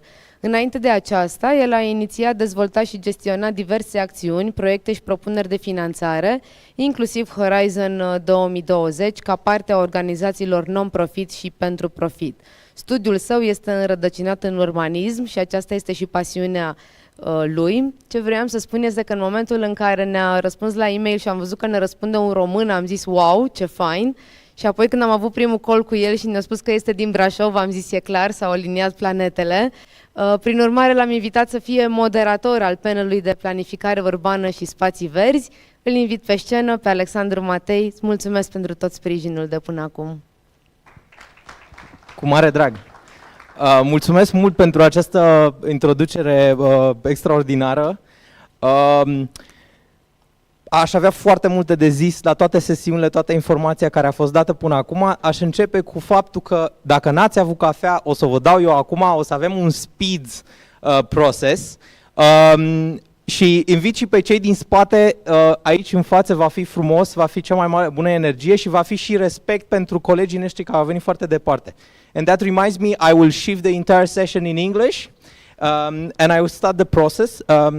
Which one? Do I do this one? Can I move here? The mic? Okay, so, good. So, a very warm welcome to all of us, including those that are online following us from Facebook. Thank you very much for being there with us. Second, we will go on a knowledge journey, and in the next couple of minutes, I don't say how much, we will go in several elements. We will look how green spaces can contribute to the quality of life, and we have at least three main elements. We will start with a research and establish a theoretical framework to understand the value of places in first of all. Then we go in a process of learning from practice at local level. We will have our colleague from Stuttgart talking about what is happening there, but also Cluj, for example, and other places in in Eastern Europe. Then we go to the national level. We have two colleagues that will talk about how things are there and what are the successful stories and how they link with policy, finance, life learning. In terms of structure, we will have two main components. They are highly linked to each other. And we will also want to work with you. So we have some questions online on Slido. Be prepared to scan the elements and introduce it. Going further with that, I will start to introduce our colleagues. I asked the technical colleagues to connect us with Ioana. And until she's online fully with us visible, I will say that she holds a PhD in political science and has been a lecturer at National School of Political and Administrative Studies since 2010. Between 2017 and 2020, she was advisor to the Minister Delegate for European Affairs, and she also received a wonderful medal for diplomatic merit. From 2020 until recently, she was director of the Department of International Relations, European Integration. She has worked in consultancy and research, and moreover, she's author of both books and articles. And since July this year, and we want to congratulate her, she's the president of the Romanian National Institute of Administration. Please welcome Ioana Roxana Melenciuc-Ioan. Thank you. Thank you, Alex.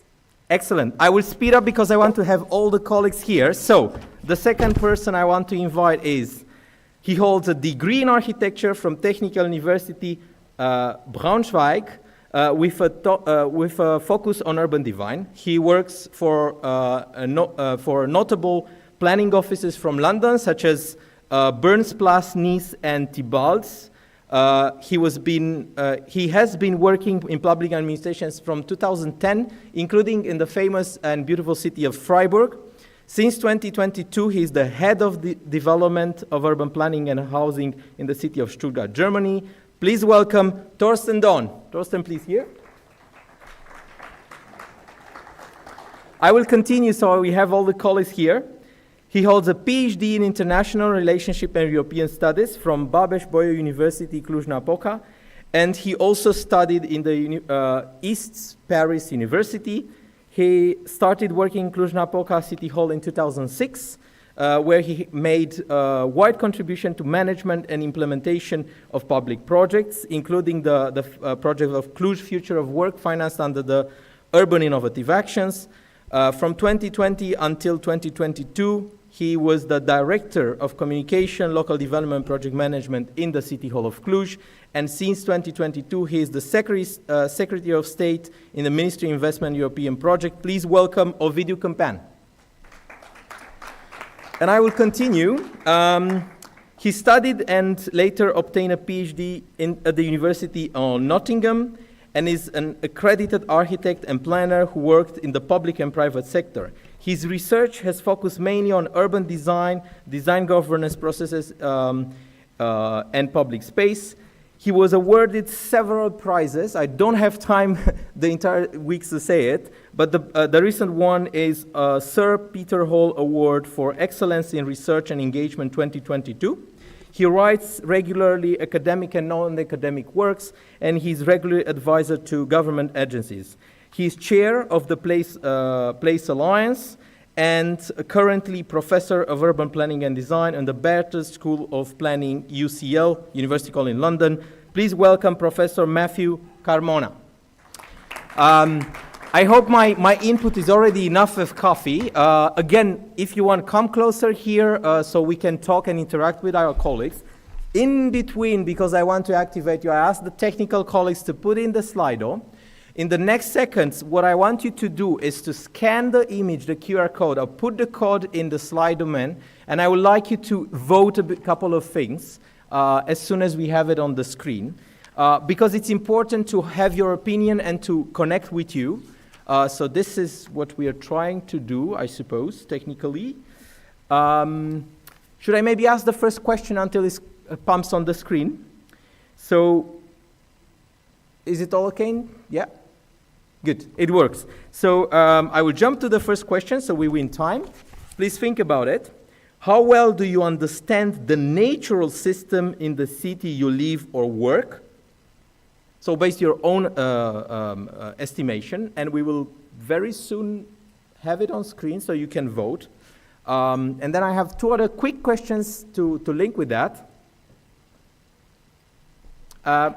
Yes, it's coming, great, thank you very much. So quickly scan the code.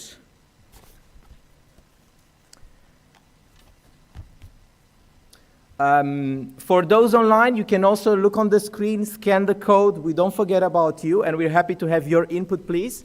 Okay, so the phones are up. The scone is there. Yeah, everybody ready? Okay, so I think we can start. Okay, good. So please very quickly vote. We don't have a lot of time, but we need your input. Please do it. And we will see. And what will happen after that is that I will invite first Torsten, then online Ioana for the second question, and then third I will invite Matthew. Really one keyword or two keywords, really thunderstorm. So we already see the first one. Torsten, you can already intervene quickly and think. What is your reaction? What are about these votes? How well do you understand the natural system in the city you live and work? And you just need one word. Think quickly, a quick reaction, and then we will have the dynamics later. Well, I think I know from my city. So, Is it the same? Is it good understanding, predominantly? I think so, yes. Okay, good. Let's test the second one. Please move to the next question. And now I will see how well do you know your city. The next question is, how well do you... Oh, sorry, it's not here. I need to see it. Do you know where the source of your drinking tap water is? Let's see if it's really good understanding of the system. Matthew, Ioana, I said. Ioana, do you want to very quickly, one word about what you see? I'm surprised, actually. So surprised would be the word, probably. Good. I think we congratulate people. It's a very good way that people know. Yeah. And I go on with the third question very fast, so then we can intervene and have a ping pong with our colleagues. So move to the next question.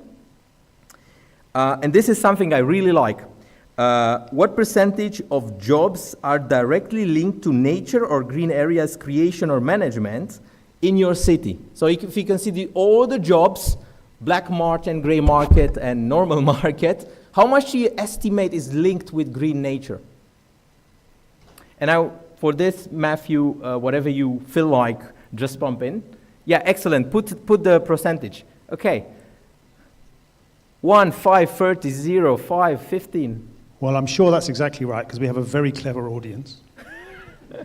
Do you agree with 10%? I see this the dominant. I have now. no idea, but I'm going with what the audience is saying. I will invite the research colleague to actually make a statistic that I think will help. With that said, what I will do next is to invite Professor Matthew to guide us in his presentation. And then what I would like is to have a ping pong with all our colleagues to have a dynamic process.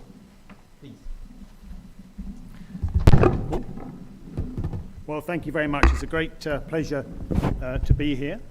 Just get myself organised here. There we go, that's better. Okay. Just waiting for my slides to come up.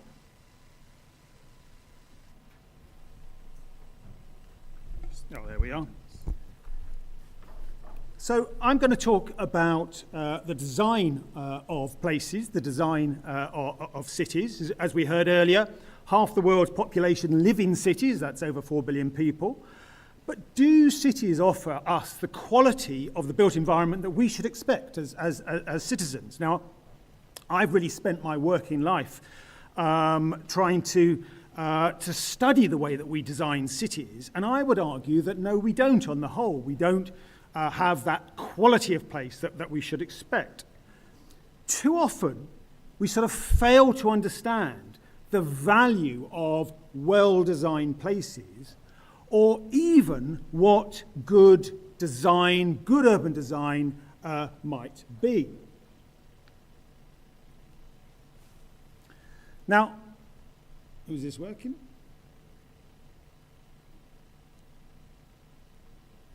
Oh, there we are. Oscar Wilde famously derided a man who knows the price of everything and the value of nothing. When designing and developing our built environment, I would say that too often the focus is on the price of everything rather than its value. This machine doesn't seem to be working. Oh, there we are. It's working a bit slow, I think. Or we only understand value in a very limited sense, namely short-term and economic value.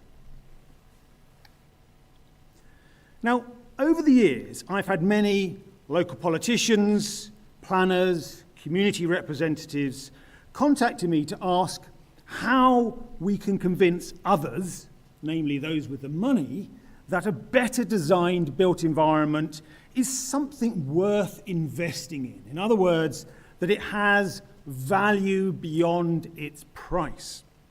Where is the evidence, they ask? And this question eventually led to what I'm going to talk about today, which is the Place Value Project. So let's think about cities. Cities are made up of a huge diversity of places and people, and our individual experience will depend on who we are, on where and how we live. Most significantly, it will depend on whether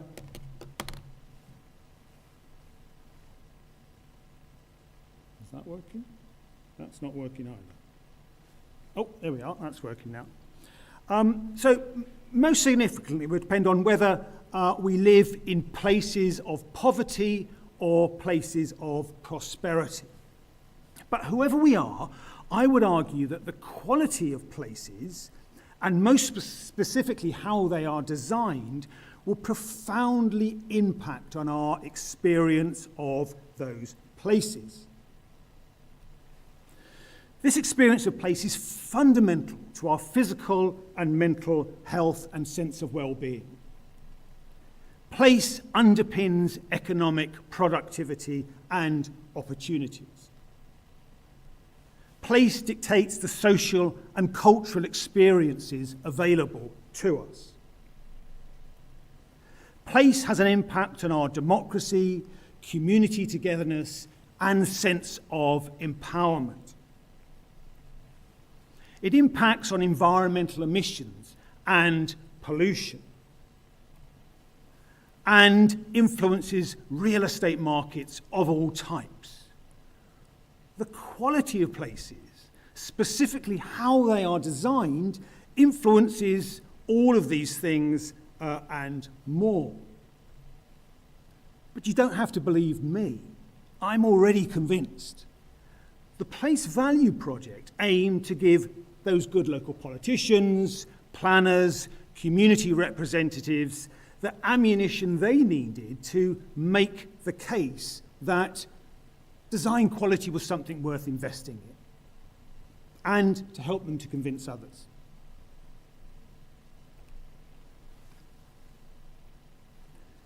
The project centered around the building of an online resource called Place Value Wiki. Now, Place Value Wiki brings together hard empirical evidence to show that the sorts of impacts that I've been talking about are not just a woolly wish list of factors that people like me wheel out when we're asked to speak, but they have behind them hard empirical evidence. In other words, that it's worth investing in a high-quality built environment. The initial data to populate the wiki derived from a number of systematic searches that attempted to find evidence that linked some aspect of quality, for example, the planting of street trees. It seems to be going around by itself. The planting of street trees. Let me see if I can get to the right place. Hold on.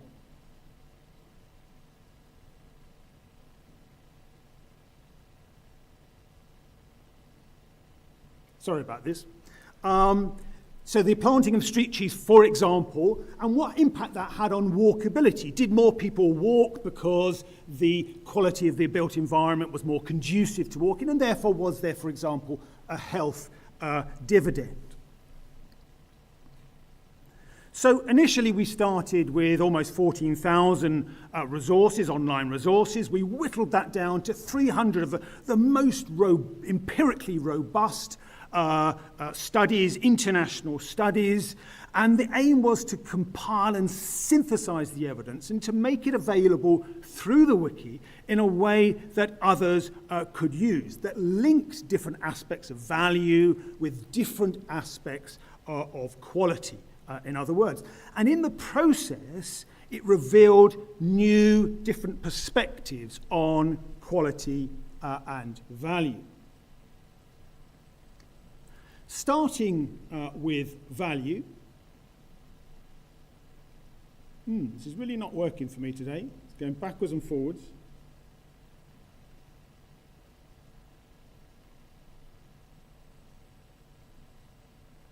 I'm not sure. I perhaps need that thing that you took away, because it's just doing its own thing.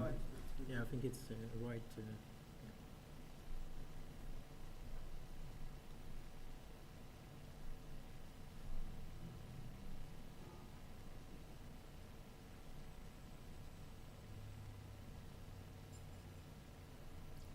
It seems to be just doing its own thing, so I'm not quite sure what to do here.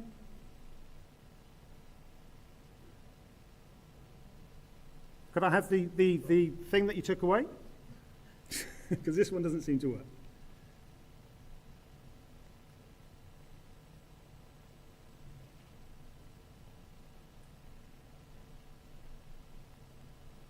Maybe until the technical will manage to push. You have to keep it like this. Ah.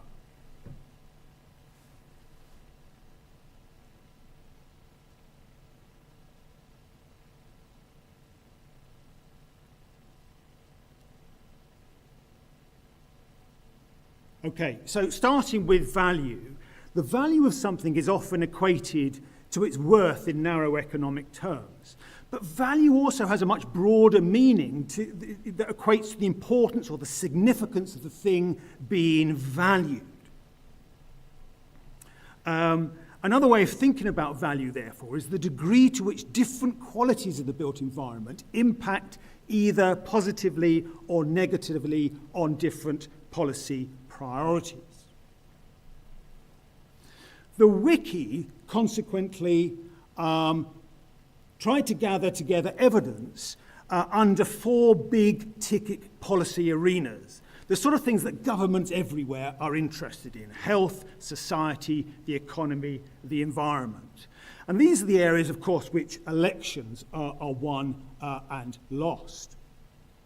The other side of the coin is place quality. Most of the research studies included in the wiki focus on some particular quite narrow aspect of quality. For example, whether movable seats in public spaces allow for greater sociability. Quite narrow, defined aspects of quality. One way of answering the question, therefore, what is meant by place quality, might be that a well-designed place is that which returns the greatest value to its users, sustaining them in a healthy, socially rich, and economically productive lifestyles that touch lightly on the built environment. The evidence, the empirical evidence we found, coalesced around 23 themes. Sorry, it seems to have jumped forward again. 23 themes around which all sorts of evidence can be found. And this evidence turns out to be hugely diverse. For example, better quality places, better design places lead to better mental health. Less stressful, more psychological, restful environments reduce depression and anxiety, for example. It delivers also lower rates of crime, lower rates of street crime, lower rates of crime in the home. Place quality results in property uplift, for example, in the office sector, with reduced vacancy and depreciation. Place quality also reduces energy use and associated carbon greenhouse gas emissions through reduced movement around the city, more walkability, less cooling required, and so forth. Now, I've not got time to go through all of the evidence now and all of the impacts. There's a fascinating paper which you can download free on this subject called Place Value, if you're that way inclined. But what I want to do in the time that's left to me is to focus on the sorts of places that deliver this type of value, and specifically on the qualities that do so. And to crudely summarize, rather than building this sort of place, which is sprawling, disconnected, single-use, roads-dominated, which delivers short-term profit for the landowner and developer, in other words, economic value, at the expense of place value, or building this, which is the view I can see out of my hotel window here, in fact, we should be building this sort of place, which is compact, connected, mixed use, green, which delivers long-term place value and still makes a good, healthy profit. To help us understand this, it's possible to envision a ladder of qualities, starting from those qualities that we need to avoid because they're bad for us, essentially, those sort of qualities I talked about, car dependencies, segregated areas, and so forth. Then there's a series of qualities that we need to be careful about, we need to be aware of because the evidence is not definitive on these sorts of issues, like the structure of our streets, shared spaces, living in high-rise developments. The evidence is not equivocal on these issues. Some evidence, good evidence, can lead us to certain qualities that we should aspire for, like natural surveillance, sense of place, attractive and continuous public realm. And then at the top of the ladder is a set of qualities that we know are good for us. The evidence is definitive, and we should acquire these. Public transport connectivity, a mix of uses, walkability, low levels of traffic, greenness, bikeability, and compact and coherent patterns of development. It's not a very long list. And we can put these on a ladder, and you can download that ladder if you're interested from the Place Alliance website. Just to illustrate very briefly, comparing the Goldsmith Street development in Norwich in England, which won the Sterling Prize. Why did it do that? Well, it's connected, it's walkable, it's green, it's mixed, it's low traffic, it's compact and coherent, and it helps to build a coherent community. And compare that with just 3 miles down the road, also in Norwich, Miller's Field, which isn't a field at all any longer, but which is in fact disconnected, carbon-dominated, hard, single-use, car-dependent, sprawling and socially alienating, and therefore bad for us in all of these respects. So, 3 very quick conclusions from all this work. 99% of all of that empirical evidence that I talked about points essentially in the same direction. That these sort of qualities that I've talked about are essentially good or bad for us and deliver place value, and we should have regard to the evidence. Secondly, that there is this virtuous loop between the quality of places and the value that it returns to us, that public value, that place value. And finally, that none of this should be a luxury. It's a basic necessity of life that we should be building places that are of high quality because the value it returns to us in terms of our health, the environment, the economy, and in terms of our social life and social place. So, the evidence is clear. You can read the evidence. If we ignore it, then we will need to suffer the consequences as a society. So read the evidence, climb the ladder. Thank you very much, and apologies for the technical problems.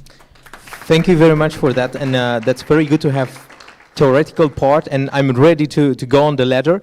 But now we will speed up because we go in the city of cars. So Torsten will be on a different energy, also because he got the coffee. So please, have the place. Yeah, right. Can I get the... Yeah, I've got the green microphone. Plus, can I get the clock, please? Thank you. All right. And all I need is now my presentation, and then off we go. So I'm very thrilled to be at this conference today. I've tried to pronounce Sparsci, Versilsi Planificare Urbana, so yeah, trying to catch up a few words.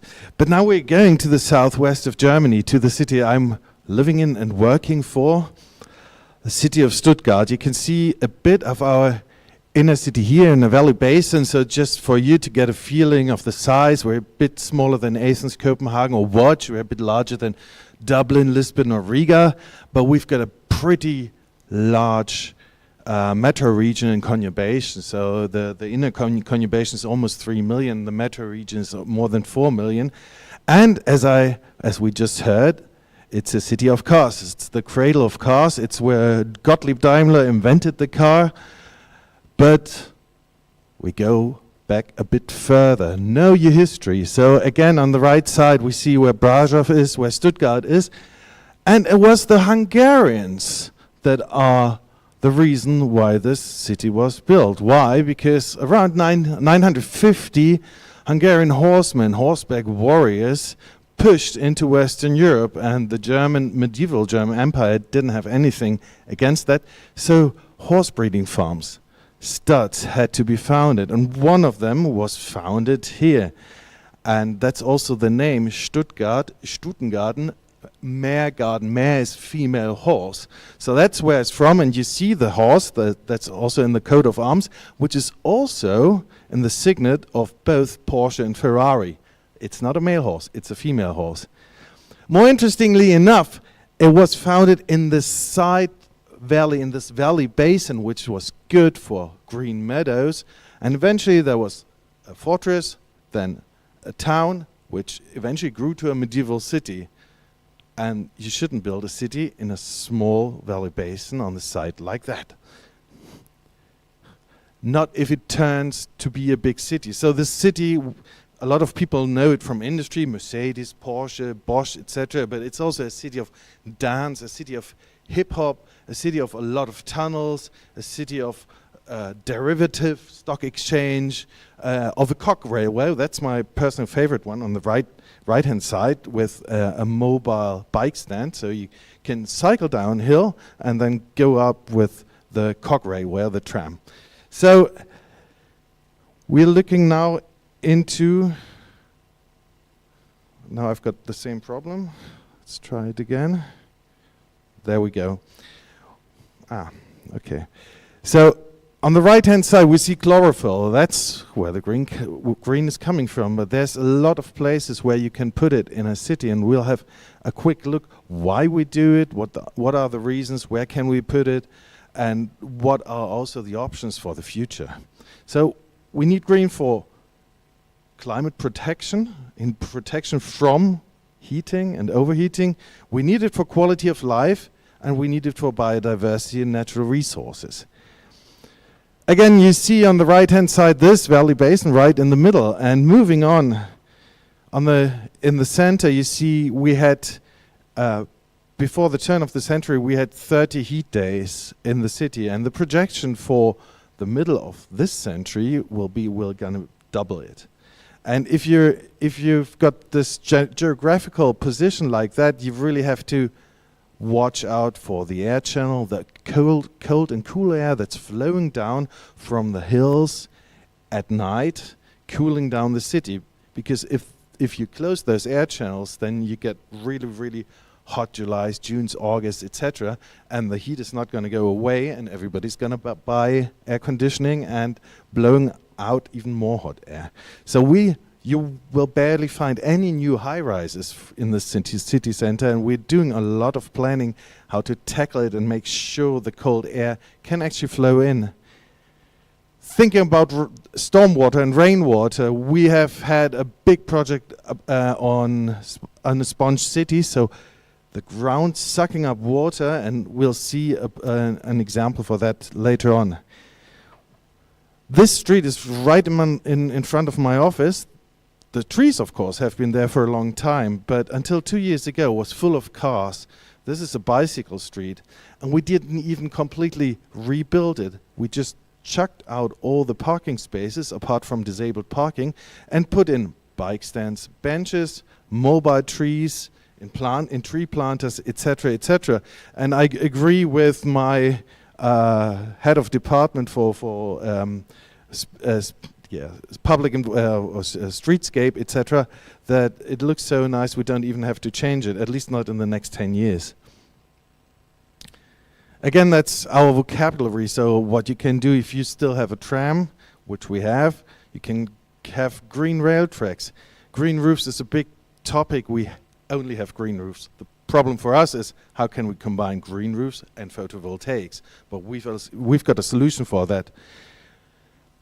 And if you look at what we wish we had ideally, then this is pretty much what we'd like to have. But if you talk to any civil engineer in any town, not only in Europe, but elsewhere in the world, they will always complain there's so much stuff in the ground. So we've got pipes, we've got fiber optics, communication, etc., that it's always hard in an existing streetscape to actually get that far. So you can do that if you build up a street completely from scratch. So we try to put everything into strategic planning. So you can also see the word albedo. That means what color does a surface have and how much can it reflect sunlight. So if you've got dark asphalt, then it's gonna take up much more heat from the sun than if it's like light gray or something like that.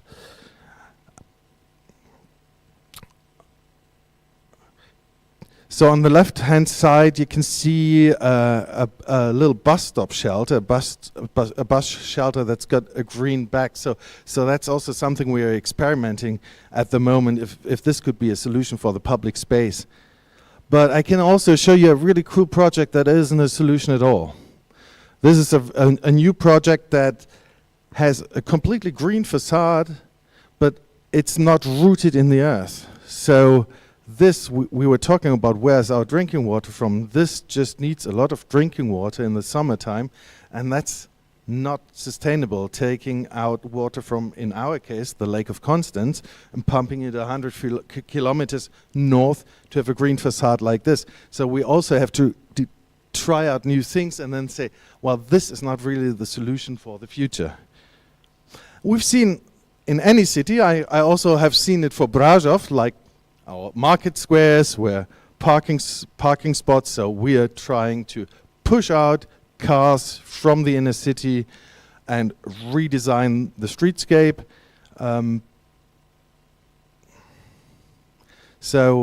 I could show you quite a number of examples, but just if you see on the little photo, black and white on the left-hand side showed how much the city was damaged during the bombing nights of the Second World War. But my predecessors even did more harm to the city by hacking through huge streets like the one we can see through the medieval structure to have a car-friendly city in the 60s. And now we're really fighting to push it back, and this is a project of one generation at least. So 4.5 kilometers through the city, and it's all going to be a narrow streetscape with ramblers, with avenues, so a lot of street trees, much more quality, less cars. It's going to be like a huge thing. We're also looking at our river because our city center is not right by the river, but about 4 kilometers away. So the river until a few years ago was just a highway for boats. And now we're rediscovering the river strand. So we're at the moment projecting quite a number of projects there. One is going to start after summer. We're also thinking about converting a railway bridge, which we won't need anymore, into a living bridge. If we build new neighborhoods and we don't have greenfield developments, we have brownfield developments, meaning we'll get a lot of rail tracks because we are putting all our rail tracks underground in the city. So we're lucky we can have brownfield development. We're going to have a huge new district within the city. And this is going to be quite green. This is going to have a huge park and the rail arc park. So you've got some impressions here. Also other projects. And just to finish off, on the lower left side, you can see our first sponge park, which actually can fill with water. And there's even more pipes underneath to be filled with storm water. So normally it's nice to go for a walk. For kids to play, but if you've got a heavy storm, it can all suck up a lot of water, and give it back slowly afterwards. So that's the sponge city principle. And I just have to encourage everybody who's working for a city, wherever in the world, whatever your resources are, whatever your funding is, you can do so much and do it. It makes the city much more livable. Thank you very much. Thank you very much for that. And just about one of the last example with the Sponge City Park you made in the former Brownfield area, I think that's a great inspiration for our mayor and the chief architect here. Yesterday you were not, I don't remember you being with us with the platform, but it looks excellent example, so maybe an exchange later will be good. With that said, I will invite Ovidiu to have a quick reaction or question for Matthew that guided us in the research. And Ioana, I hope you hear us well. I will kindly invite you to react to what Torsten did as a question or comment.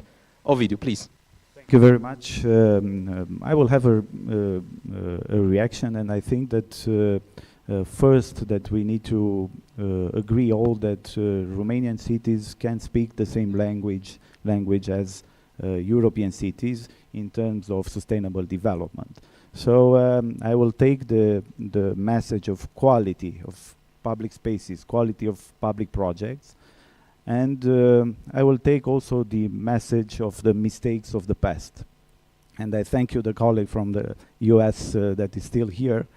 Do not do our mistakes. So this is a message from American cities, but also from Western cities, from Romania. And I think that all the politicians, all the public servants in Romania have to have these two messages in their mind when they are building the public projects. So quality, and do not look to the past, look into the future.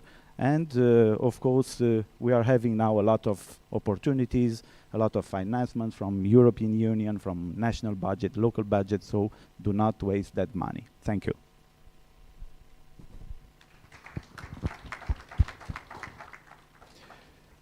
Yeah, I mean, I think this issue around the fact that we all make mistakes, I think, is very, very clear, and we need to learn from our mistakes.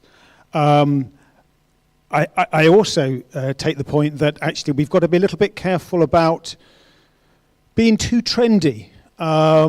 These sort of green buildings, which look green but aren't green because they require a lot of water, or because you've got great big trees living all over them, and therefore the structure needs to be much more significant and much more sort of carbon heavy than ever it would need to be if you didn't have trees living all over them. Or in London, we went through a phase where we were producing these sort of shared spaces, which we saw about in one of the earlier slides, which look great, and you can understand the logic there, that if you're sharing spaces with vehicles, then the vehicles slow down and it all looks very lovely. But in fact, if you're blind or your sight is not great, then they can be profoundly worrying and difficult places to live in and to move around the same spaces shared by vehicles. So we've got to be a little bit careful of trends, and always, I would say, look to the evidence, which sort of reflects, I suppose, what I was trying to say. Very useful for that. Ioana, do you hear us? And if the technical colleagues could also make Ioana visible, that would be great. She's here with us. Ioana, if you can quickly react to what our colleague Torsten was saying, or put a question, please. I think I would like to ask them a question that is somehow anyway related to our reality, to the reality of having conflicting data. Because as you know, and as we all know, in what concerns sustainability and green spaces in Romania, if we take a look at statistics, data is conflicting. Overall, anyway, we can see there is room for improvement, but this is not what I want to talk to you about right now, but about the quality of data. How do you manage having accurate data and solid data that you can really base your public policies on?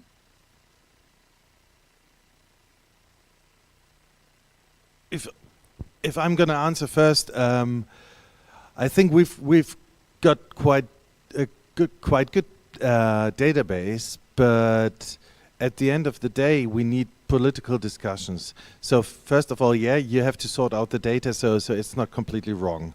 And sometimes you can even point to that there's like some contradictions. This might be happening as well. But I think at the end, we heard earlier today, we heard the term analysis paralysis. So we really have, it should, like whatever we do should be on a good base. But eventually we need to have political discussions with the public, with politicians, and decisions. So we need a good base, but if we should be fine with just 95% accuracy in this case, and not wait for another 10 years unless we arrive at 100%, because if we do that, at the end we won't get into action, so we'll still be discussing. So yes, sometimes we've got the contradiction. We have to, if you have too much contradictions, you have to revisit the data and see if where there might be a source of where there's mistakes. But at the end, don't go to the last 1 or 2%. To complement something else there? No? Okay. If not, I have a quick question for you, Torsten, and because you come from the city of Car, you have speed in my answer, I know that. The question is, how can we find a balance between addressing urgent challenges quickly and implement a long-term strategy well without compromising quality? The last years have been with many crises, and they always come back. Okay, we always, as a city, need a long-term vision. That's what we are working on at the moment. It's always like for a 15-year time period. And we're redoing that at the moment with a lot of public participation. The other thing is what I tried to implement was we also try things out. So living lab, as we call it. So one slide I showed is just take cars out of street, put in some planters, maybe whatever, benches and stuff, and see what happens. We also heard that earlier, like yesterday or the day before yesterday, because people are always afraid, oh gosh, the whole traffic system is going to collapse. And that's also what I heard from mayors here from Romania. Well, just try it out. Just this part, 200 meters in your city center, and then people will find out a year later the world still exists and the city hasn't been burned down. Hearing that from the city of cars makes me really, really positive. With that said, I will invite the technical to put back the presentation of Ioana and, if possible, herself. Until then, that one is done. Some interesting other point that we were discussing with Thorsten, and he had in presentation, but he jumped over, was that he told me we first did the parks and the infrastructure, and after that we left the space for buildings, which is very interesting. Ioana, can we have your presentation, and ideally if we can also see you, everybody is looking forward. Perfect. Just contribute to the discussion with some things that I find important in terms of defining the training programs that should help the public administration to have sustainable and then effective city planning. Great. Okay, so I will try also to keep my speech quite short because I remember what you asked me, Alex. The topic of green spaces and city planning is for sure on the top of the agenda. Okay, so it's the top of the agenda, whether we are speaking about public or private sector, or about citizens or investors. As I mentioned previously, we are having, from my point of view, a problem with data in Romania, in Bucharest, moreover, because the data are conflicting. There is for sure room for improvement. Sustainable cities are not built overnight. They are not built by accident. So we have to have an integrated approach. This means reliable data. This means that we need to have accurate data for appropriate decision making. Improvement cannot happen without efficient planning as well. While there is this common understanding that how well we manage city planning today determines how well we live tomorrow, the question that remains is how do we ensure this effective city planning? City planning, while keeping sustainability in mind, is a complex challenge that encompasses a wide variety of topics and stakeholders. When we talk about city planning, we know that we are talking about digitization, about green transition, about circular economy, innovation, energy efficiency, and all these topics. But for city planning to be effective, we also have to focus on the effectiveness of the public administration in defining its role, its vision, its tasks about enhancing dialogue and cooperation amongst the stakeholders. All these aspects are closely intertwined.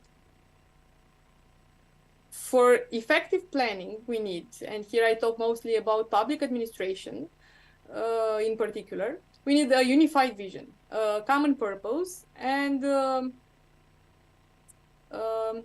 required know-how on both relevant topics and best practices. And this is where the National Institute for Public Administration should step in and steps in, as it can ensure the unified management of continuous training for the public administration personnel at national-wide level. At the same time, it can also facilitate dialogue and cooperation between stakeholders, and we are trying to do so. The National Institute of Administration organizes a wide variety of training programs. Probably many of you are already familiar with our programs. Of course, they are aimed at enhancing the quality of the public service and of the public sector as such, and thus at harmonizing best practices, but it also provides specific goal-oriented training on a wide variety of topics. So a part of what we have in general, and that are many courses that target transversal competencies. We also have targeted targeted courses. Okay, so here I will mention that recently the National Institute of Administration organized events and training on city planning related topics. This spring we have partnered with the Romanian Register of Urban Planners in organizing specialized training for people who people who currently hold the position of chief architect at the level of municipalities, of cities or communes, or who, of course, wish to hold this position in the future and who do not have the necessary studies, the required studies. Okay, these courses have covered topics such as urban management, local development, strategic planning, regional development. This is the kind of courses that I refer to when I said about targeted courses. Targeted courses that specifically refer to urban planning and to the competencies needed by people who have jobs linked to this area. We plan on enhancing our capacity to provide targeted training on this topic. Of course, this is why, or this is one of the reasons why our presence is important for us at this conference. Even though I couldn't participate in person, I wish I did. For us, it's very important to make you understand that we are trying to partner with you in the process of training. We are trying to partner with you in order to identify the most relevant facilitators, to identify the most relevant courses related to this topic. For efficient city planning, we also need bridging the gap between stakeholders. So, National Institute of Administration has taken several important steps in fostering this dialogue. We invite you also to take part to INAEXPO. INAEXPO is a forum for good governance that we organized yearly. It's a platform for dialogue. It's a platform at the level of the Romanian public administration, where discussions focus on green, on digital, on action that it is required in public administration, as well as on promoting innovation in this sector. So this year in November, we hope that you will also take part to this event. We have recently applied for funding a project that aims to develop innovation labs. This is not a new concept. It's not even new in Romania, but we are proud to say that we have thought about this and that we want to bring our contribution to this. This innovation lab addresses the challenges faced by urban areas, such as rapid urbanization, such as environmental degradation, such as social inequalities in large cities, by bringing stakeholders together. We are trying to pilot these urban labs and to bring together NGOs, private sector, of course, representatives from the government, representatives from the academia, in order to tackle together these challenges and to find solutions to these challenges. That's of excellent course, news. Thank you. Of course, planning works better, as I said, if data is available. So research also plays an important role in city planning. As efficiency also depends on having readily relevant and accurate data. We are trying to develop, we have a research department and we are trying to develop, to enhance our capacity also on this side. We are open to foster future cooperations on research and on gathering and analyzing data that is relevant for urban planning that is effective, for effective urban planning. Thank you. Sorry if it took me longer than I It's good. initially It's really planned. Thank you very much, and that's very good news. And indeed, raising the capacity of public administration, helping each other, that's very important. With that in mind, I could say, Ioana, Matthew here took very careful notes. We will first allow Ovidiu to also present his ideas because he has interesting things. After that, I will come back, give the space to Matthew to intervene. And then I will do something special. I want to have one question from the room. So after Matthew intervenes, we collect one question from the room, and then we continue the ping pong, which is what we want here as a dynamic discussion. Ovidiu, you have the floor. Thank you very much. Thank you for the audience. You are super resilient, and that's why we are taking care of your time, so I will try to be very fast. So my presentation, I will go through what happens at the European level in terms of legislation and opportunities, then to go to have some ideas about what we are doing at the national level, and then to give you some example of the good practices at the local level in Romanian cities. So all of you have heard about European Green Deal, about recovery and resilience facilities, about the money that were allocated by the European Union. But we have at the European level a brand new law. The name is Nature Restoration Law that have lots of good objectives for the European environment. So more than 50% of the global GDP depends on nature and the services it provides. So the targets suggested by the law are to restore habitats and species, no net loss of green urban spaces by 2030, or a minimum of 10% of tree canopy cover in European cities. Of course,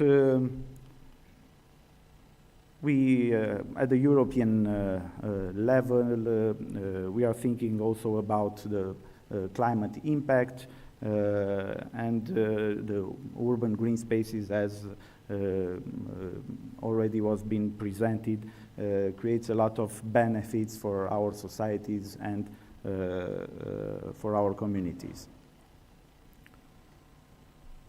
So in this process of climate transition, at the European level, the aim is to increase the additional green jobs from 1 million green jobs in 2030 to 2 million by 2015. And another important fund is the Social Climate Fund. I don't know if you heard about this. So it's an additional source of funding, more than 72 billion euros between 2025 and 2032 in order to support this green transition, this climate action plan of European Union. So in terms of missions of the European cities, for cities, Romania has 3 cities that are part of 100 climate neutral and smart cities by 2030, Cluj-Napoca, Suceava, and Sector 2 Bucharest. And the aim of the mission is to transform those cities to be centers for experimentation and innovation, hub of expertise, pilot projects, effective use of resources, but of course with the aim to achieve climate neutrality in those cities by 2030.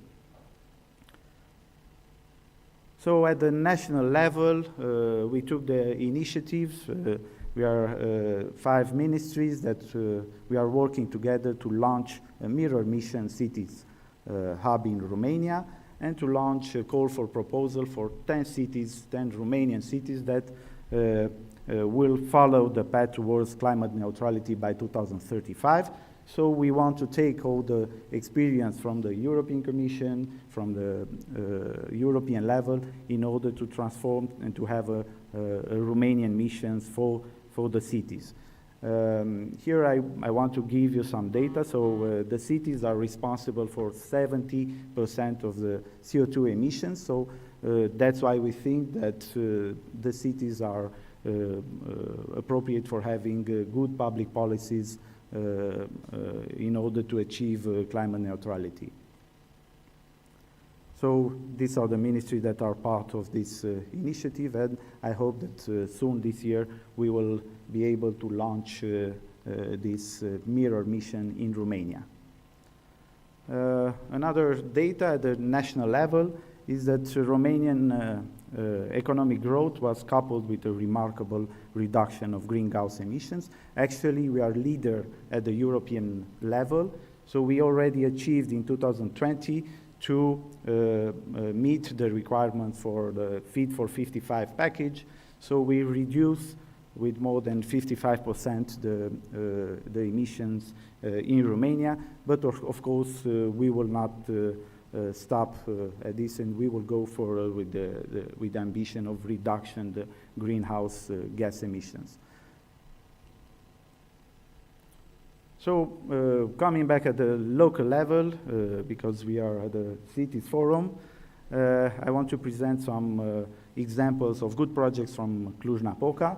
I was previously director of the local development in the municipality of Cluj-Napoca, and I coordinated the strategy and lots of green projects in Cluj. So according to the strategy of Cluj-Napoca, the goals by 2030 are to have at least 200 hectares of new green spaces and to plant at least 100,000 trees on the streets of Cluj, and of course to measure the impact of our projects, to have networks of sensors to measure the quality of air, water, and soil, and of course to promote sustainable urban planning. So my previous panelist talked about a lot about the quality of the places and the quality of the public projects. So we started to have, I think, a good solution for the public acquisition of the design teams for the public projects. So in cooperation, in partnership with the Romanian Order of Architects, we launched more than 12, 14, I think, international contest of solution for redesigning the public space in the city. And one of the first international competition of solution was to generate a master plan for the redevelopment of the Someș River, the blue-green corridor for connecting the public green areas in the city and metropolitan area. So here we had three objectives. One, to create a corridor for sustainable mobility on the river banks of the river Someș. The second is to create this network of good public places in the city and the network of green spaces in the city. But another important objective was to turn the city with the face to the river. So that means that before the projects, we had fences, concrete walls on the river banks, and we want to improve the accessibility of the people to the water. So the people should be able to touch the water and to use the river as a part of the city. So these are, we started more than 50 million euros investments on 5 projects on the river bank, so 5 sectors.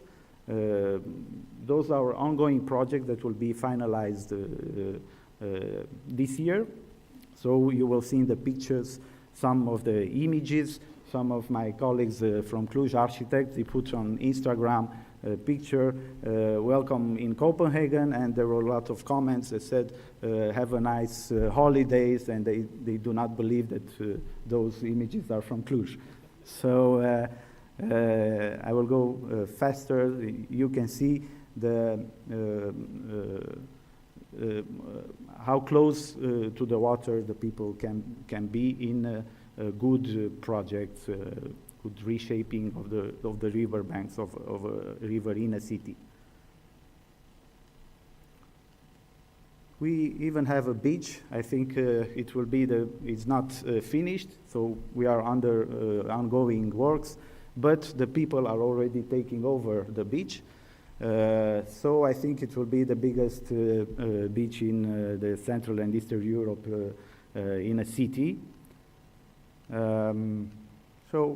Another objective is to remove the cars from those type of places that we can see in a lot of Romanian cities and to transform them into green spaces. And with the examples, I will go faster because I saw that you're up. So another examples of Ferroviar Park. This is not working because I had also some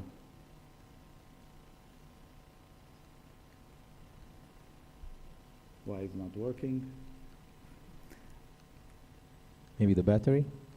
So I want to allow me you to allow me to have two more ideas. So another objective is to have no streets without trees. So that's why I said we want to plant 100,000 trees in the city, and we launch a huge investment plan in order to reshape the streets and to take the places from the cars and to reclaim the space for the citizens and for the nature.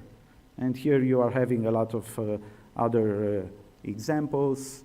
This is another communist neighborhood that will be reshaped, and example of streets in Cluj-Napoca. Of course, there are good projects also, and I have here images of good projects also in Bucharest, because I heard we talked about what is happening in Bucharest, and they are having also good projects. And I wanted to give the example of Lacul Mori Park in Sector 6 Bucharest, or Linie Park in Bucharest.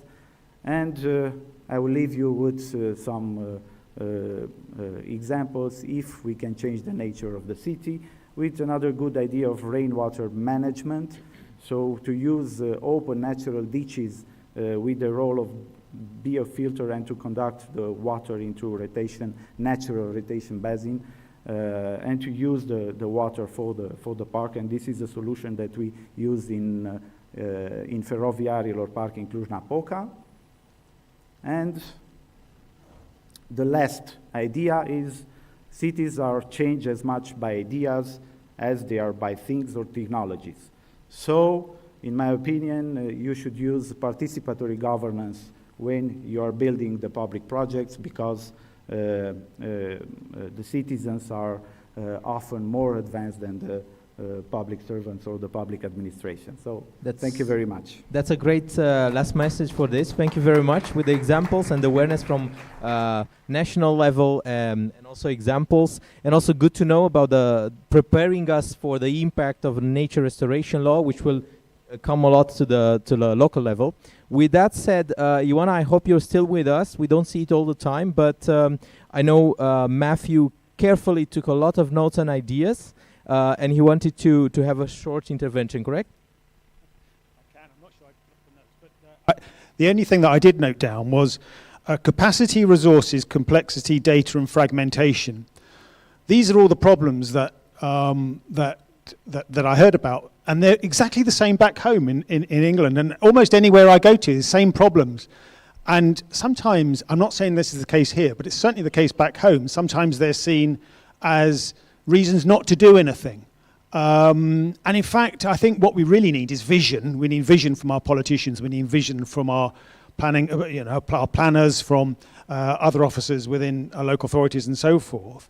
And it sort of reminded me of the post-war period, post-war planning, when the planners back then produced amazing, grandiose, vision-making plans, often in very little time with almost no data. Now, they took us in completely the wrong direction, so I'm not necessarily saying what they were suggesting is where we should go. But I think sometimes with planning that we just let the complexity get in the way of actually the solutions. And what we've heard today is we really know what the solutions are to unsustainable cities, and we've heard most of them today, so let's get on and implement them. That's an excellent message, and I see people noting down, including Torsten, agreeing with that. I said I would like to give the space to the colleagues here in the room. So please be prepared. get courage. Where does the microphone go? I think we have somebody in the room doing that. Any question? I'm sure you have questions. That's impossible. So where is who is the lucky one? Okay, great. Please. Oh. Okay. I had a feeling I've seen a hand there. So I cannot believe there are not questions here.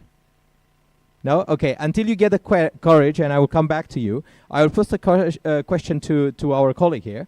So, Ovidiu, one thing that it was interesting for me is, okay, if we need to invest a lot of green spaces and parks, is it possible that we drive things in such a way that we create a new structure of the economy in such a way that we have a lot of jobs to support that, to have not just the landscape architect on the top of the pyramids or whatever it is, but also those that need every day to know how you correctly maintain it. Yes, I think that the maintenance will be more and more important because we are building more complex green spaces with tech solutions, and the green spaces are they need maintenance. But we will have green jobs, for example, also in the public administration. We need to prepare for green acquisition. There are a lot of discussion at the European level how we prepare better the public acquisition to be greener in terms of construction, in terms of equipments. So I think that even the designers, they need to be to adapt at this new reality of this ambition to be green and climate neutrality, and they need to learn how to design the buildings better. The administrator of the building, he needs to know how he will maintain all the systems that are providing, I don't know, renewable energy.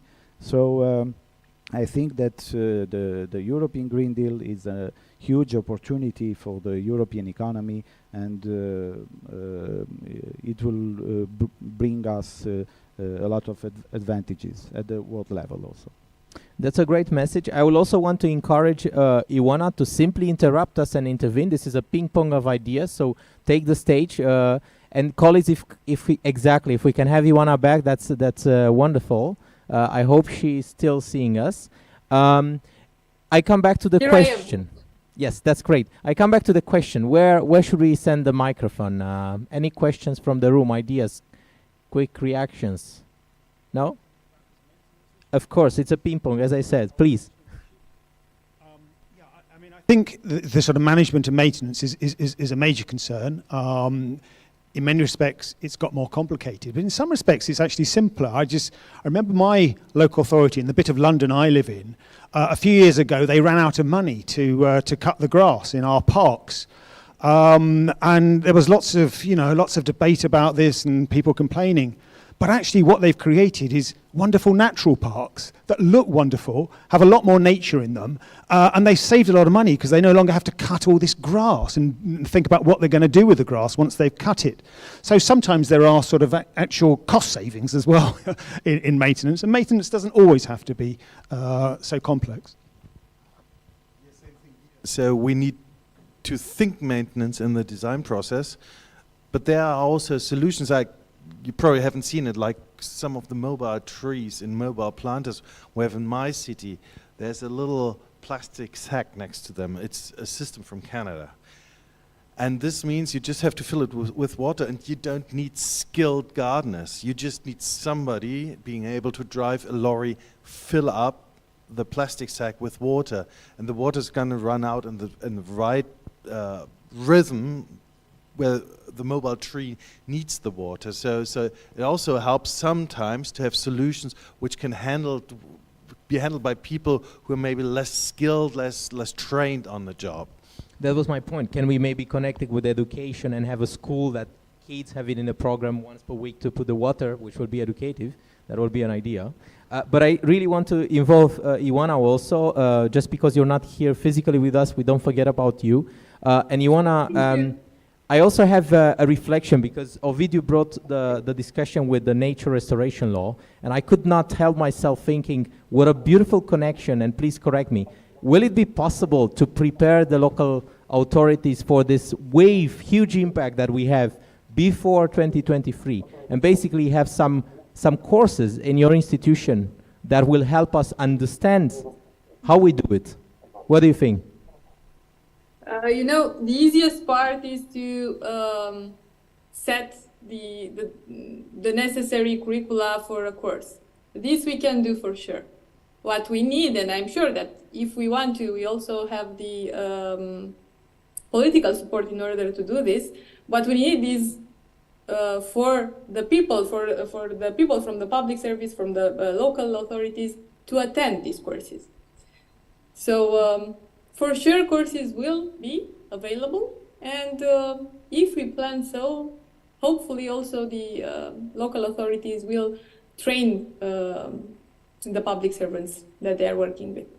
Okay, at the next edition of the Green Cities Forum, I will definitely ask you about that, just that we reminded. Okay. Okay.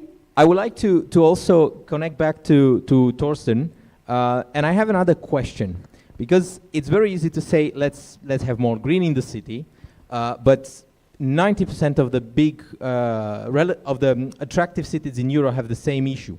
I've been living in several of them in Europe in different countries, and every time I hear the same thing, like, in the last 2 years, the rents have gone up so far, it's hard to get an apartment, we did more.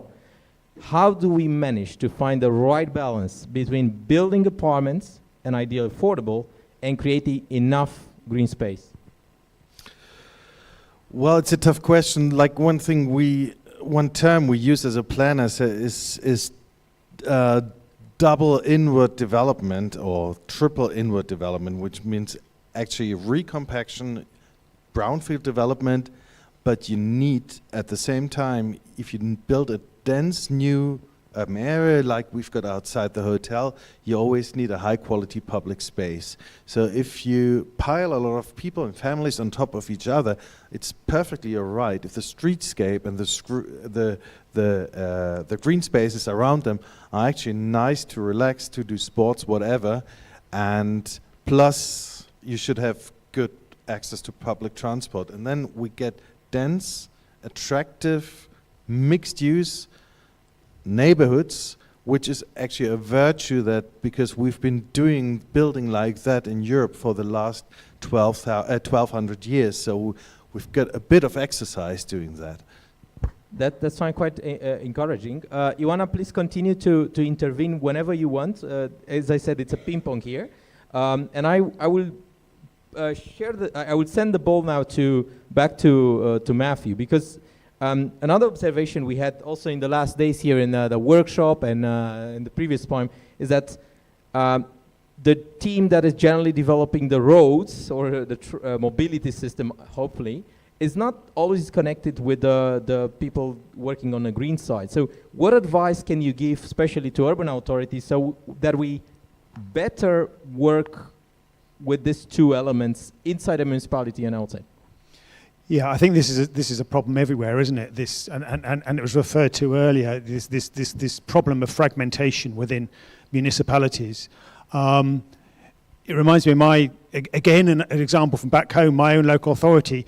There's one bit of the local authority plants lots of trees. There's another bit that waters them, but they don't talk to each other. So the bit that plants trees doesn't tell the other bit that they've got to water the trees, and they plant the trees and then they die and then they need to be taken away.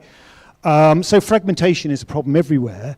One or two local authorities, again back home, have got over it by having a sort of,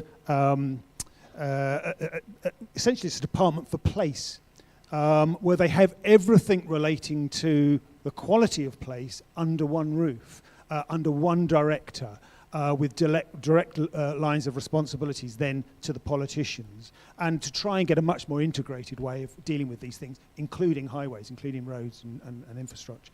That's a very interesting point, a department of place. And maybe this staff should also move every 6 months from one office to the other. That would be interesting, to meet new colleagues, try the new coffee. I understand we have questions in the room, which doesn't surprise me at all. So, Nicoletta, maybe you guide us with the questions. Okay, so I have a question. If there is anyone else who has it? No? Okay, then I will ask it. So as we are approaching the end of our conference, and as we have here a professor, and we have here a specialist, and we have here two Secretary of State, because Ioana has the range of a Secretary of State, and we have experts, and we are talking, all this day was about knowledge and learning and how to do it. And Ioana said something that let me thinking about, as okay, we are ready to deliver the information, but how, what is about to do to motivate people to come and learn, to participate? They register, but they don't come. I don't know, it's cool, but I guess maybe it's the same in London, maybe it's not, maybe it's the same in Stuttgart. So just an idea, you can say anything, idea, and any kind of idea. Well, one really nice model in London is an organisation called Urban Design London. And all of the local authorities, 33 local authorities in London, they all subscribe to Urban Design London. And Urban Design London put on a series of courses, and a lot of them are just very quick fire, you know, lunchtime events, really quick fire, short. You know, this sort of day is good for the diehards, the people who really want to learn about this stuff, but it's not good for most professionals because they don't have the time, or, you know, maybe it's not their number one priority. So short, quick fire training events can go a long way. May I also drop an idea? Maybe we should consider that the next edition takes place in a public space, and not the city center in the touristic, but maybe one of the more problematic neighborhoods in a former parking or something, and we are just there talking, and I'm sure there will be hundreds of people around us and put questions. So an idea. Sorry, I don't want to complicate things for the organizer here. Ioana, I see you carefully looking at us. Do you want to intervene? Please, please. I'm carefully looking at you because I like what you're proposing, and I think that solutions that are out of the box are what we need, and probably are what we also need in order to bring more people, more participants to our courses. If I understand right, maybe it was just the internet connection, but I understand that your message is also that in the next edition, the National Institute for Administration will be a partner, co-organizing the event? That's feasible, for sure. Okay, that sounds already very nice. Sorry, look, we have applause here in the room. Yeah, great. We have a couple of more minutes. I just want to announce that at the end of this, when we close it after with the ping pong, we will have another question for Slido, and then we have a small video showing a garden that it's very close to my heart. It's called the Garden of Giants from Lille, where I'm currently based. I advise you to have a look. It will be inspiring, I think. But still, I still have a couple of questions. I cannot stop thinking of the opportunities that we have created with all the information here. And I need to reconnect here, and this is something that might link all four of you, because we have the theoretical part, which is very solid and we need it. We have the local experience from two perspectives. We have those that help us understand, and also the decision maker at the leisure level. Will it be a good idea to reflect on a place value guideline from national level? It's a question for, first of all, the colleagues from the Secretary of State, both Ovidiu and Ioana, but also how nice will be to have examples coming from other cities in Europe, here from Stuttgart, but other colleagues that are there. I think that we have a lot of standards and at the European level, and we need only to be aware of them. So we need to promote all the knowledge that is already in the European institution.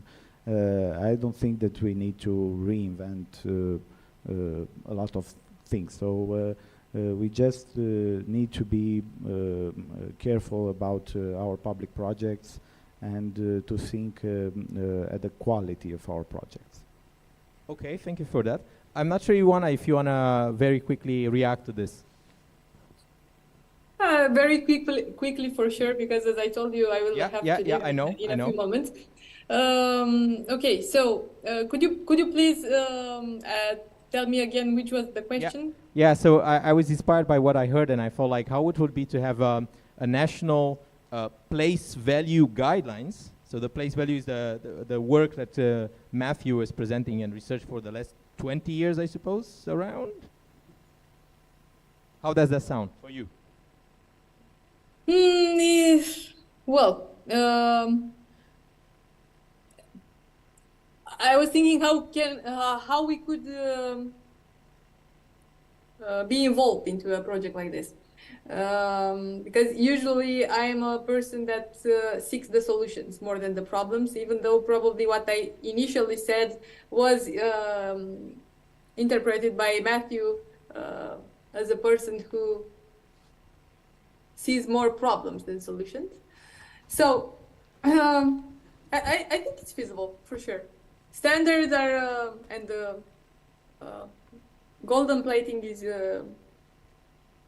always relevant. Okay, thank you very much for that.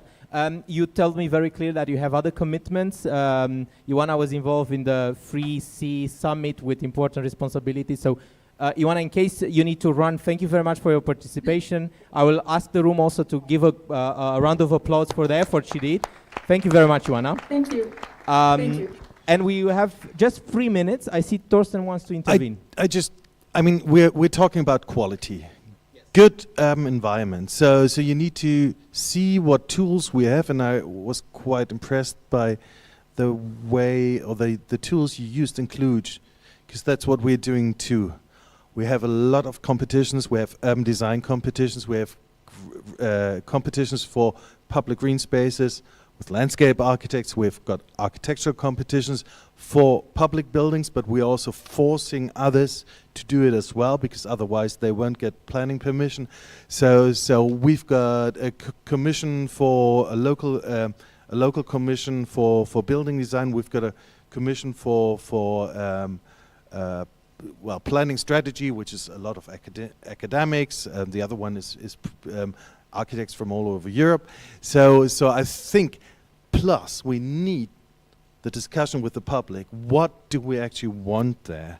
And then we'll try to get all those qualities in there. And normally, if this is done well, you'll have everything put into the competition. So all the qualities Matthew told us about, we should look out for. Is there enough green spaces? Are the space well defined? Is there a genius loci, as Vitruve told us, the old architectural philosopher in old Roman times? So that's what it boils down to. So we can actually use that, and then we compare results. Comparing results is always good, because not good planning offices always have a good solution, but we're looking for the best solution. So I think we're pretty much on the same road there.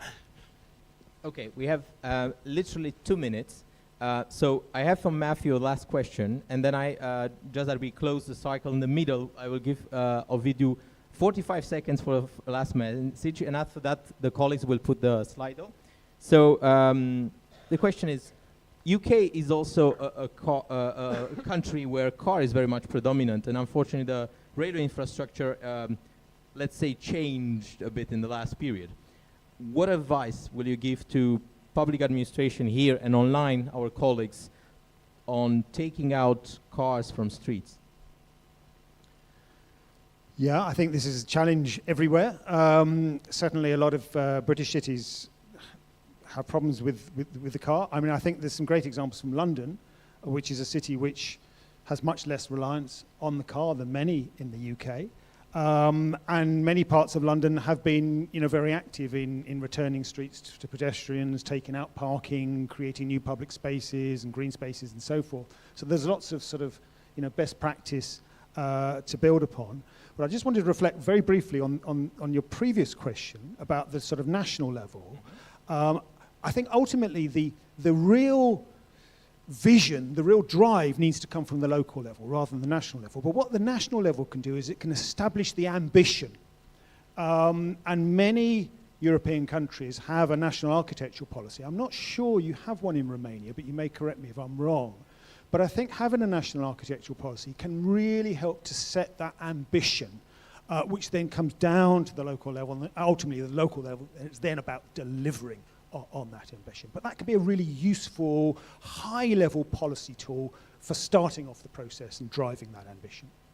Yeah, we have in the middle of finalizing urbanist code, which is at least debatable, I understand. But that's a good point. We will consider it, and people here already think about it. Ovidiu, 45 seconds.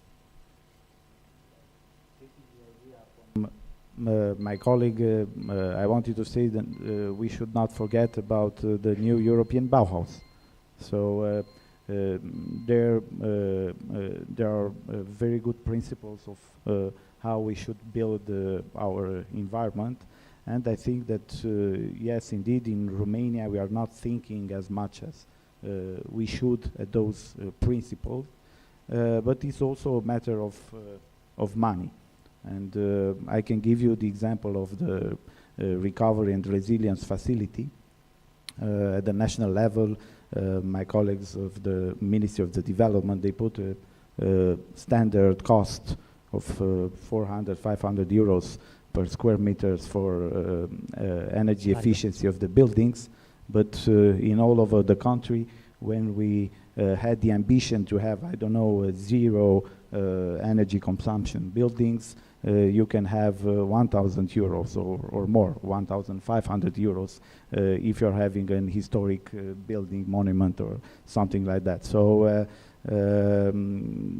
I think in Romania it's also a matter of choosing between quantity and quality. But from my own perspective, I think we should rather focus on the quality, because if you're having quality, you can have a building that 20, 30 years or even 40 years, you don't need to reshape it. So, thank you very much, Ovidiu. Thank you very much, Matthew, Torsten, for taking the trip long distance and for being here. We have a lot of topic for next year edition, a lot of idea. What I would like now is to the colleagues, technical team, if you can put the Slido here, and until they finish, please a big round of applause for our speakers here, including Ioana online. A big thank you for those following us on Facebook, which are people I've been following it, and thank you very much for being there with us. What you can do now, the fourth question for the Slido, please. So question 4.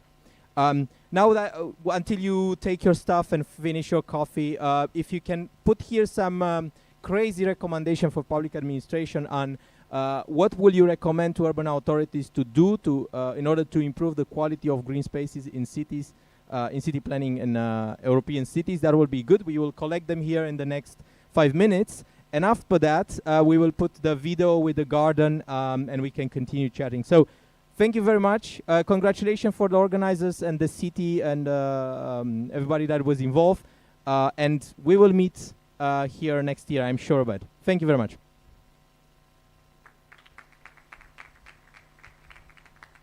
And thank you for resisting with us here. I know it was a long day.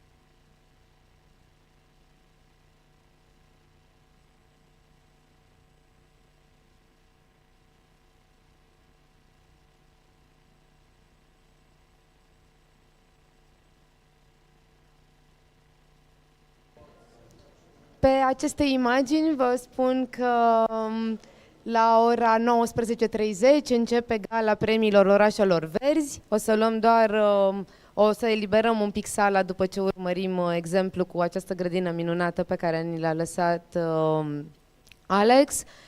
Deci la 19:30 ne întoarcem aici pentru premii și pentru cină, practic cina de închidere a evenimentului.